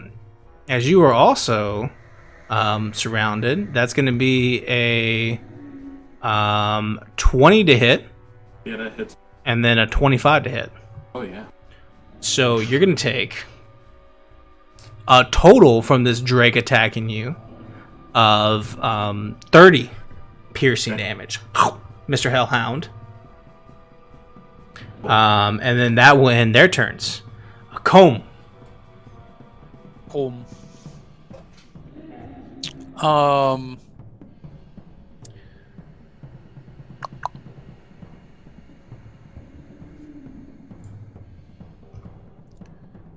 All right. Yeah, we're gonna action surge. Ooh. Going in. I like it. And we're going to. We're going to bonus action Kinsai shot, which adds extra D4 on every attack. And we're going to attack the Hydra 4 times. Ooh. You going for it, man. Yeah. All right. Don't kill it too quickly. These things happen. Oh, 14? 14 will miss. 27? That hits. 16? That misses. Jesus. A natural what? Oof. That'll miss as well. Why does life hate me? Dude, that's so tough. I'm so sorry. That's 15 damage. 15 damage. That's so tough. I'm so sorry. Life hates me. But I've seen you go out and like murder Lauren in like one round. So like, you bad luck will befall you eventually. The dice will always come back around. So you get up with your bow and you start firing at this Hydra, and it's just the heads are falling off, and some of them actually hit the heads that are falling to the ground, but they're the ones that have been lopped off. So you're still hitting the Hydra, it's just no longer doing damage. You do manage to get one slice in, so that's good. I believe I used bonus action. You did for Kinsey. Unless Yeah, you want Kinsey shot to fly more, that's it. Yeah, I'm definitely gonna fly more. All right. So that brings around to the Hydra's turn. Top of the round, the Hydra regrows heads where these pieces have been sliced off by our paladin, and it currently has 3, and 8 more grow out. 2 more for each one. Wait, did I? I'm pretty sure I went before the Hydra last round. Did I get He skipped? did. Yeah, because I hit him before he trampled. No, everyone. you go it was next. Gar, I think. Nah, Dr. O goes next. Well, Guard rolled a natural 20, so you should have been top of the round. I was. Yeah, you He went. did. Okay, He went. Got you. Yeah, Gar went, then Comb, then Hydra, then you go next, Dr. O. Yep. So, top of the round, 8 heads grow out, and to replace with the 3 that were back, and the Hydra looks as strong as ever, coming back with even more attacks now. Seeing the absolutely infernal damage that was done by the Paladin, there are several attacks coming your way, my friend. I'm going to say that 7 of these 11 attacks are coming to you. 11 attacks. I'm in danger. Natural 20, then a 20, that would be a 21 to hit. Does that hit? Then, so 21 hits, better, natural 1, so that's 3. Does a 15 hit? I'm sure it doesn't. Nope. Then better, and then another 15. So 4 of the 7 hit. So the natural 20 comes across as, let's see, a bunch. A bunch. As A bunch. 4. Okay, here we go. It is. Those are d20s. Sorry. Man, don't do that to me. Sorry. 48 points of damage. Logs out of his foot, just leaves the game. I gotta go. You take 60 plus. I'm sorry. 20. You take 88 points of damage from all these That's it? attacks. That's Yeah, it? all piercing. You're still up, right? I'm down. 88 points of damage. Gonna My get ready money. action goes off. You do what? So finish the attacks, but my ready action goes off. Oh, okay. Well then, I've got 4 attacks coming towards Rigby. Rigby, you'll take the remainder of these bite attacks. Rude. That's gonna be another natural 20, Oh, a 19, yeah. and the rest are better. So all 4 of those hit. So you will take an additional 10d10. I did it again. 10d10 plus 28. So you will take 50, 65. Yeah, so you'll take 67 points of piercing damage as a Hellhound. That takes everything from the Hellhound and whatever I had left. No, it's 67 plus. It's Oh, yeah, 67 plus 28, so it's like Yeah, I'm a gone. bunch. And so I Rig, revert back and then die. so much damage that your polymorphed Hellhound form falls unconscious, and the Hydra looms wide, 11 heads in the air. The legendary creature rises above. That is sir, Dr. O. I have ready action going. Oh, yeah, ready action. Yeah. So Gar anticipated this. His staff was Thanks for already the like heads up, bro. least this someone kind has of weird foresight. rainbow creeping up it. As the Hydra's heads start lashing out, like this rainbow shoots out in the general fan direction, and then quickly pinpricks of UV light strike everyone within, I think it's 30 feet. Is it? Mm-hmm. As Yeah, I so cast, that's everyone. That's everyone, yeah. That's everyone. Except for Dyer over there. As I She's cast I'm fine. I'm fine. Mass Cure Wounds. And normally this wouldn't be super bad, but the 3d8 is turning into 68 because I am a gospel bard. What does the gospel bard look like here, Davis? Oh gosh. He says, "By the light of Savion, you are staying on this plane right now. I forbid you from leaving." As he heals 33 to all four of us. Ooh, All of you gain 33 I'm hit talking points. about. That's 132 healing around the table. Well done, Davis. Well This is done. a mixture of bardic inspiration and a mass cure wounds from the staff. So gratis to this custom homebrew class.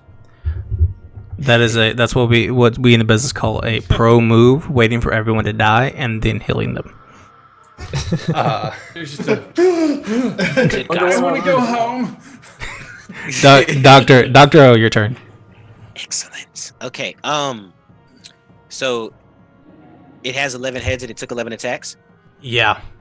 If I move and it gets an attack of opportunity, is that one, or do all 11 of them get to hit me? It's only one, but it has 11. Oh, 11. It has 11 reactions, but it can only use one at a time.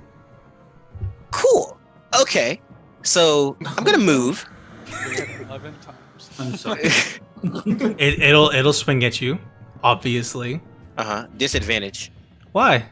Because I have a cloak of displacement on. Well, fine. That's a 18. Fine. That is a miss. Boom!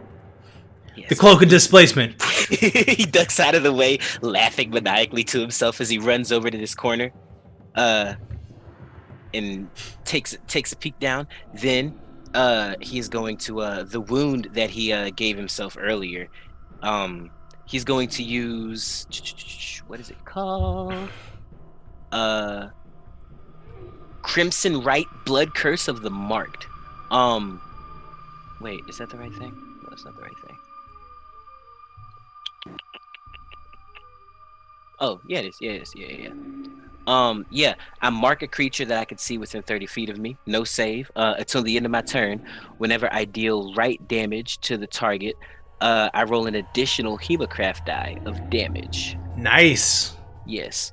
And I'm going to amplify this curse so that the next attack roll I make against the beast, I get advantage on. All right, make that Yeah. attack roll with advantage. All right. Well, there's one. I'm going to use my Crimson Rite, and basically, he takes another crossbow bolt, and as he dips it into the blood of his exposed wound here, it catches fire, and so the tip of the arrow is now a flame as he loads it into his crossbow and takes the shot. All right, go for With it. advantage. With advantage. That's gonna So that is hit, a- no problem. 16 plus a bunch. Mm-hmm. And you are going to take. So he takes a D6 plus. So D10 plus 7. Okay. So this is the regular damage. It's gonna Okay. be up. So that's 12 from the 12. crossbow bolt. Yeah, and then he takes an extra D6 of fire damage. Okay. It's gonna be 3 points of damage. Okay. You see, as the fire damage hits, the scales of the Hydra kind of singe a little bit, but it doesn't seem to affect him that much. Yeah, well, it was only 3 points of damage, but I can keep doing it though.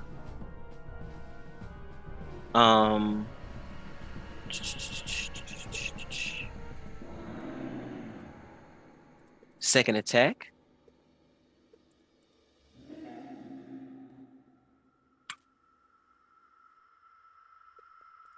That is a 8 plus 13. That hits, no problem. Fantastic. 13? Yeah. Yeah, what do you mean? Like, you don't have a 13 to hit? You have, you don't have plus 13? What are you doing with your life? We're fighting a Hydra, bro. I'm healing your asses, that's what. yeah, you're upset about 13. You just did 100 and something points of healing. Great job, you did that. That's another 12 points of damage from the bolt itself. And on this one, I'm pretty sure this is it doesn't cost anything because It's all the same. So yeah, you get to roll it again. amplifying. It's still cursed, yeah. So you just roll the same thing again. Well, I think. I've actually.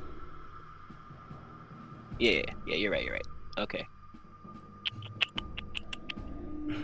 And so that's another 3. So that's 6 points, another 3 points of fire damage. Yeah. Alrighty. Yes. And as he does this, Dire, you might see this. He kind of winces a little bit, but smiles through the pain as his wound is set ablaze by this magical curse that he's. The fire damage that is just enough to put it over the edge, where another head falls off. Cool. So if you're keeping track at home, that's 10 heads for the Hydra now. Is that your turn, Dr. O? Yes, that was my turn. That brings us around to the Drakes, who will close distance and attack our dear. I think this is our paladin. Unfortunately, so attacks coming at you. 4 of them. Actually, I'm going to make an attack against him as he moves into my range as a reaction. Okay, you may go ahead and do that. Did you also take Sentinel? Polearm Mastery. Just Polearm Master? Okay. Yeah, which gives me the attack of opportunity when they move. Right. Yeah, go ahead and make that.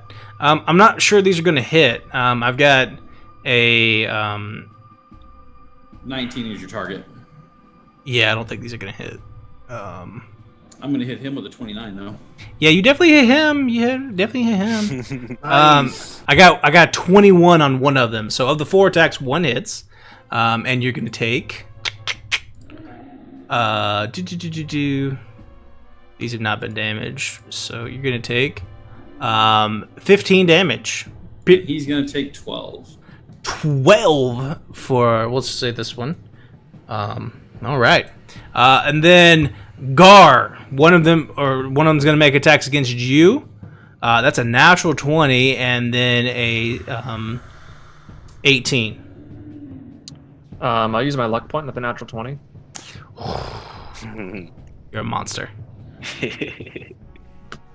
That is a 23. 23, that might do it. Yeah, that'll do it. Yay! You take 18 points of piercing damage as it bites into you.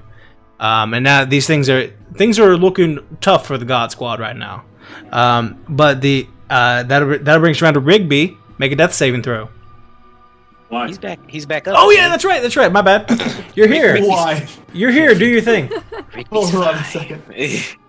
I am going to bonus action Misty Step. Okay. Smart. Way over here. I'm gonna get the fuck away.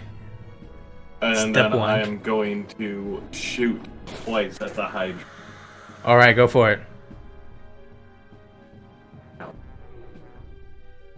Oh my gosh, is this gonna do it? No. Not Woo! Okay, There we go. Rigby. Yes. and, Both of those will hit. yeah. Both those will hit. Ridiculous. Can someone just give the Hydra a luck point? That'd be great. The No. Hydra has 10 heads. The Hydra doesn't need luck. It's about to not have 10 heads.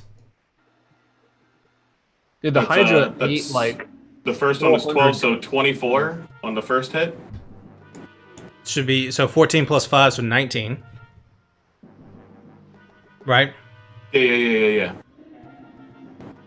Is Okay. that damage or? 19 damage. And then 9 more on the second. Yeah. Yes. All right, that will lose another head. As you make that work. I'll just sit there and recover myself for a little bit. Do your best. Yeah. Potion? Yeah, but I used a bonus action already Oh, You did. to get away. End of your turn, the Hydra's going to take a tail attack against Gar. Does a 24 hit. Yes. You're going to take... you take 22 bludgeoning damage. As it... BAM! Make a strength saving throw. Ooh. I don't think I'm within 10 feet of our dear paladin of all Where are you goodness, at? am I?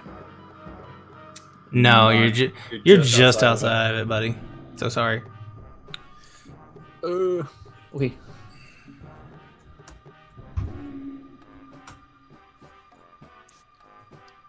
That's gonna fail. You are pushed 20 feet away from this creature, and as you do, the drakes will take their attacks of opportunity as you fly past. These are lesser. Does a 20 hit? I don't think so. No. All right, both of them miss as you go flying past and land over there. That'll end. That ends the legendary action. Dire, you are hidden, and shit is going down. What are you doing? She will rise out of the shadows and come about right here. And she looks up. Well, she doesn't look up. She looks down and raises a pointed finger at the Hydra with glowing red eyes, and she marks this Hydra for death. Ooh. Channel Divinity, Path to the Grave. Uh-oh. I like it. So, Oh. the next time I or an ally of mine hits the cursed creature with an attack, the creature has vulnerability to all of that attack's damage. Devotion Paladin! Smite! Yes. And it's like, I hate to tell you this, but he's immune to being invulnerable. Ruh-roh. He's immune All to right. vulnerability. So, as the Night Mother herself curses the Hydra, you can see it's kind of legs that hold it up, and the heads that fly almost kind of sink down a little bit, and it like the scales on it kind of flare out a little bit. And it seems to almost be shivering, like it's like a cold rush has run over this thing for just a few minutes. Bonus action. Yes, let me find it. I would like to cast. Oh, I don't know where it went. No. Ruh-roh. Oh no. I'm looking for the one that it's a bonus action and it lets me help somebody with something. I don't know where it went. Ah, no, that's not it.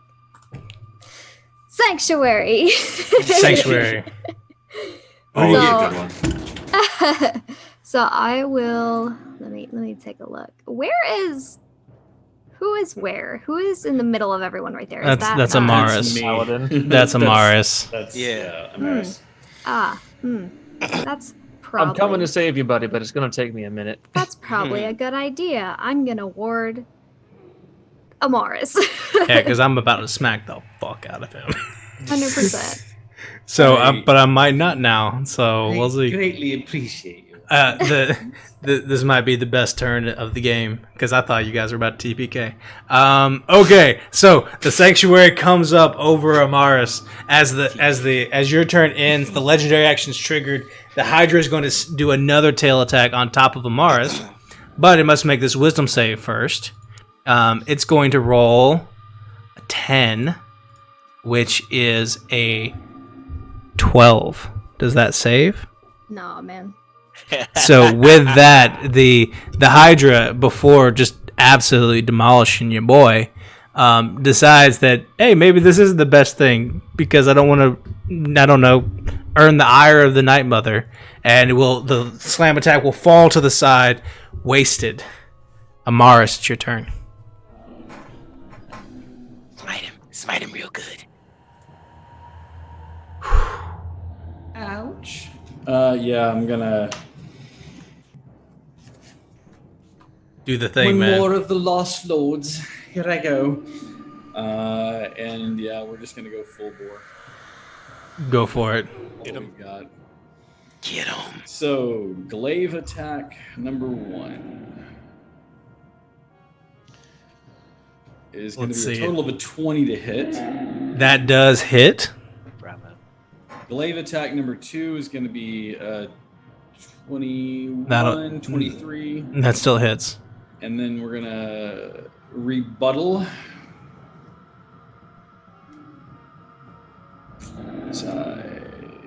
Why aren't you in there?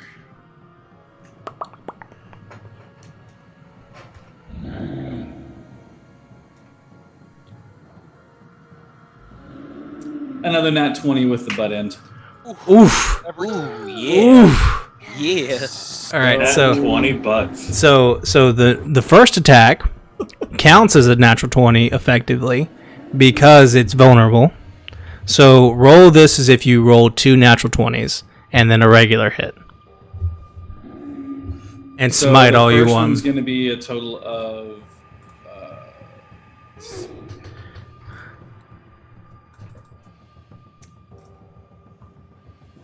14, 15 for the first one. 15 total.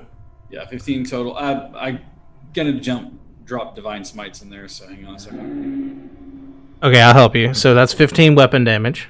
All right, and then the first one's gonna have 14 radiant damage. And so all that is doubled because it's vulnerable. So 28. So 28. Roll 3 more. And then the 15, did you double the 15 too? That was me rolling dice. Okay, so that is going to be you rolled an 8, right? I rolled 2d8 for the first one. Basically, Okay. is what I did. Okay. So 15 is already doubled. Okay, got it. And then, so 28, and then we're going to do the second weapon attack. The damage on that one is just straight, right? Straight attack. Okay. This weapon damage on that one is going to be. Why are you giving me so many dice rolls? 9 and 6, so that's going to be another 15 damage from that one. Dumping another second level spell into that. This is what happens at the end of long battles. It becomes a math problem. So that's another 10. So that's another 10. So 25 on that one. Okay, got it. Let me just make sure that I've got spell slots to do all of this with, because I don't want to. And here comes another crit. I have 3. So that's all 3 of those, and yeah, that's going to be more crits. So let's go ahead and do that. It's going to be 6d8. So there's the radiant damage on that bad boy. 32. And then we're going to do 2d4 plus another 4 points of damage. So 11 more points of damage. So 43 on that one. It's gonna be all heads. Nothing but Nobody. It can't. That's the way we defeat it. We don't really like end its life. We just make it to where it can't walk anywhere. It can't move, Because it's yeah. just the sheer mass size of it. With the writhing heads. It's just laying there. It can't move. It's just like end me. And every Effectively. time somebody tries to kill it, like cut off a head, it just keeps. No, why? Just starts weeping. Please. With the vulnerability in this crit, that's 107 points of damage. 4 Hydra heads fall to the ground, reducing its total to 5 left. And it is more than bloodied. It is on its last legs. And that will bring us around to the top of the round with Gar. Fire damage. I don't have any fire damage. You have to do like 60. Yeah, I don't think you guys have the Torch at capacity. it. Yeah, but like you. Burn it Okay, with a so match. you look at this thing. It is on its very last legs. It'll go ahead and take its legendary action at Gar's turn to smash this thing that just killed it if it can. That's a 21 to hit. You still have sanctuary up. Oh yeah. So that would be 8 plus 2. So that Doesn't it misses. end when It you ends attack, when you though? attack. Oh, Yeah. when I attack. Oh yeah. right. So that is right. So that'd be 21. 21 still hits me. All right. So you're gonna take. Yeah, I definitely attacked. Yeah, for sure. You're gonna take 17. You're gonna take 17 bludgeoning damage.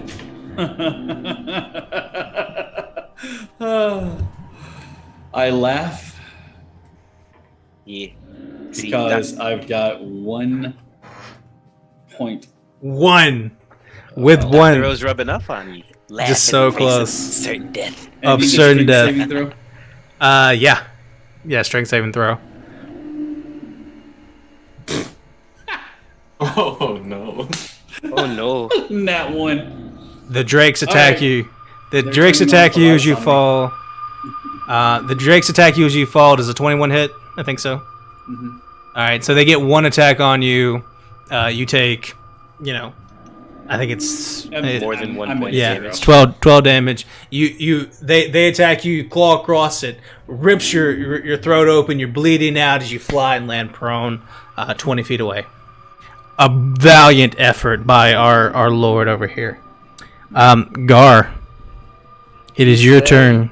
You say it's on its last legs. It's on its last heads. That's for sure. Translate this into No. adventurer smartness. No, but it's really bad. Because, like, I'm trying to do the math in my head. Like, does each of these heads have its own HP and, like, has a cap? Make Or it. does the whole thing. You know have what? Make an intelligence check. That's what I should have done. Oh, come on, be smart, buddy. Come on, be smart, buddy.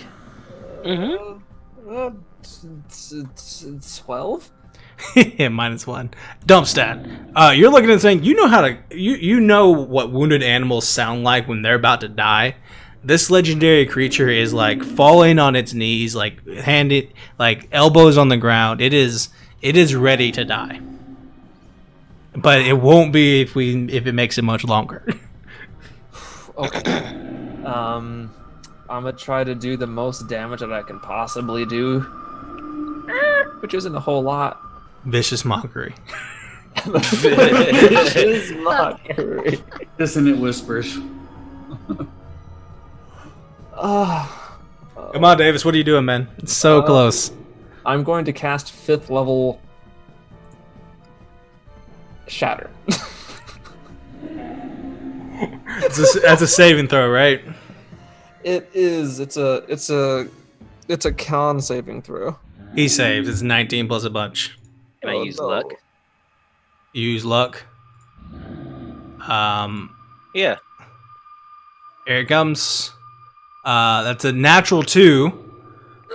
So that will fail. Let's go! And he'll use his legendary resistance to turn into a save. Yeah. Really? Of course. Duh. Shatter, 5th level. I tried, homie. 17 damage? Halved to 8. Oh, those drakes need to do some stuff too. Those drakes. Those drinks. Oh. Psh. I don't think that won't kill them, but let them roll it. We'll say they both fail. Okay. We'll say they haven't even been help. They haven't been help yet. The brave, valiant Gar. What does he do with bonus actions? I don't even know what he does with bonus actions. They're ones in range to inspire. What? 10, 20, 30. He runs over there, and the Aerakra is too high in the air to inspire.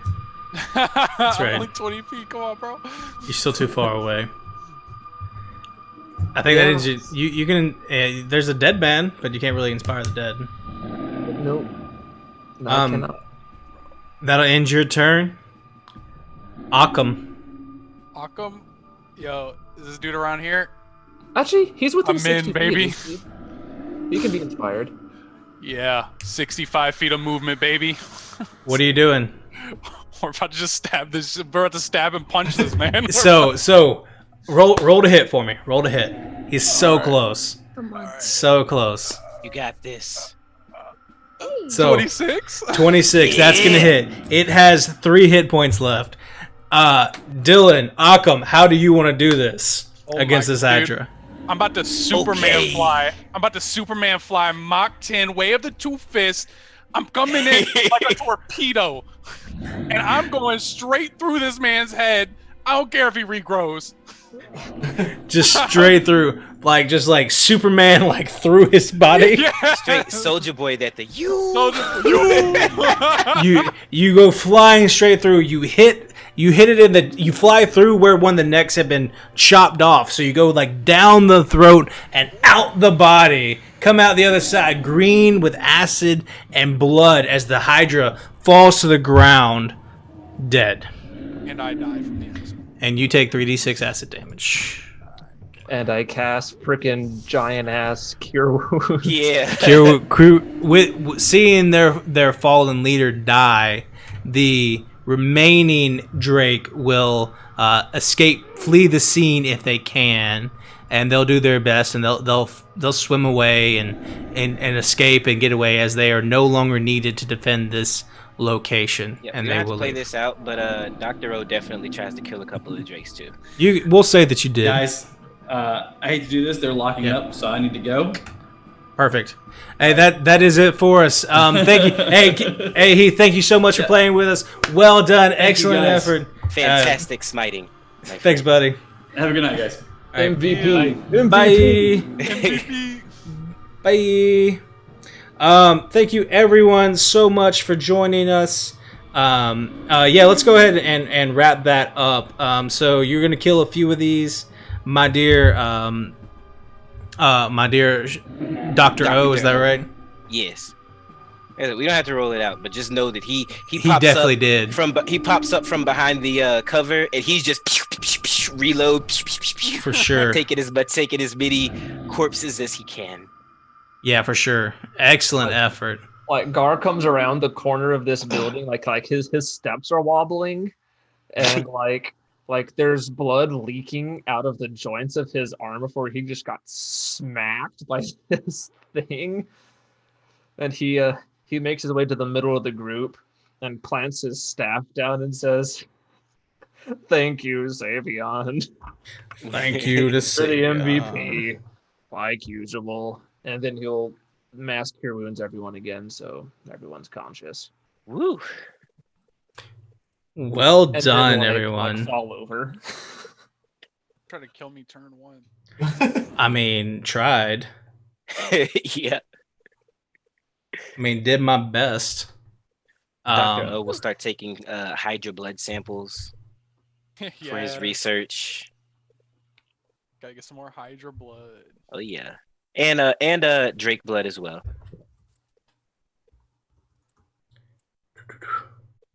Alrighty. Yes, thank you everyone for joining us this evening. Lauren, if you can turn that back on, please. I'm sorry. Thank you everyone for joining us this evening. Heath had to take off real fast, but here we are. We'll work through these real quick technical difficulties. Excellent effort, God Squad. I did not expect that to go as well as it did. When the Hydra regrew all of its heads, my head exploded. I was like, Oh, no. my gosh, Regen. I knew it was gonna happen. I just I want to try and kill him before it can happen, but I don't think there's any way. It would have been nice if I would have been able to get off a flame breath. Yeah, we had a hellhound with us. And he got smashed. Yeah, True. unfortunate. But we came out victorious. True. It's There true, were we so did. many natural 20s that fight. Yeah, There really were. There really were. favored. We shouldn't have won that fight. It was really close. But you guys did fantastic. Excellent effort, everyone. We want to shout if you guys want to catch us here, that's going to end our session. Well done, everyone. We're here every Wednesday at 7:30, so thank you for joining us. We want to shout out to our new followers, Charming Harley, JT _ the man, with the follows, Charming Harley with the host. I'm just a burb with a follow, Otter This World with a follow, Lucky Charms, and Mitz Trebor with a follow. Thank you all so much for that. It helps us with everything that we do here and helps support the show. So thank you all so much for doing this. Thank you, Amelia, for joining us via Fates In. You can catch her as Lorelei Mondays at 7:30 right here on the Ink and Lyre TV channel. We're about to start a nice little raid. Lauren is selecting somebody for us. What we'd like to do at the end of every show is about to raid another small streamer like ourselves to help spread the word about everything that is tabletop RPGs. It helps all of us. It helps them. If you can, give them a follow. Let them know that Ink and Lyre sent you. It's good for all of us here in this abundance theory. So thank you so much for that. Spread the word, Savion. Amen. We all know the Night Mother was responsible. This is factual truth. Like when I was, there was so much damage via the Night Mother, and then credit like to the Blood Gods, of course, like an extra crit. I thought that vulnerability it went from 118 to 11 with all that vulnerability, and like it was the smites. It was so well timed, like so well played, Amelia. Just excellent effort. Very, very well done. Like rogues don't get played better than that, I should say. Oh. So very, very well done. Very, very well done. Let's see. Lauren, did you find us a place? I did. I saw one that was using an interesting looking map. We are going to be raiding, I hope I'm saying this right, Praetor's Rejects. Praetor's Rejects, awesome. If you can go and we're gonna go see them, give them a follow, watch if you can for a little while. Shout out to our partner 9 Realms Gaming. You can use the code Lyre10 to get 10% off a purchase if you head over there. And I'll drop that in the chat real quick. Thank you to Heath who had to leave real quick on us. We ran a little bit later than normal. He's the fine GM over at Dire Bear Adventuring Company. That's Dire Bear. I think it's Dire Bear AC on Twitch, on Twitter, and then I think it's Dire Bear Adventuring Company here on Twitch. So if you're looking, they run shows Monday through Wednesday and also on Friday. So if you're looking for more streamers and more content, you can catch them on when we're not streaming. So thank you for that. Is a case in point that you can actually kill a Hydra without burning the stumps. Yeah. It's just this. You couldn't do it without damage. You couldn't have done it without the rogue and the paladin. You just need a rogue and a paladin. That's all. Like, yeah, I don't think we could have done it without this rogue. And oh, that was my second level cleric ability. Yeah, but like you can't but then you had the assassin too, so it's like crazy. Sorry, Lauren sending us out there. Thank you everyone so much for joining us. We will see y'all. Oh my gosh, I still have so much work to do. Y'all, that's what I mean when I'm like, when I always say it's like, oh, it's the fight seems easy or whatever, and everyone was alive at the end. Like one person went down, but like if he's got like 20 more health, like it's over. Like he's just it was not over. I had so much left in the tank, dude. Nah, man, he was gonna have to regen. He was gonna. Hey, Daniel, you need to switch this over to end stream because we're still talking. Oh, really?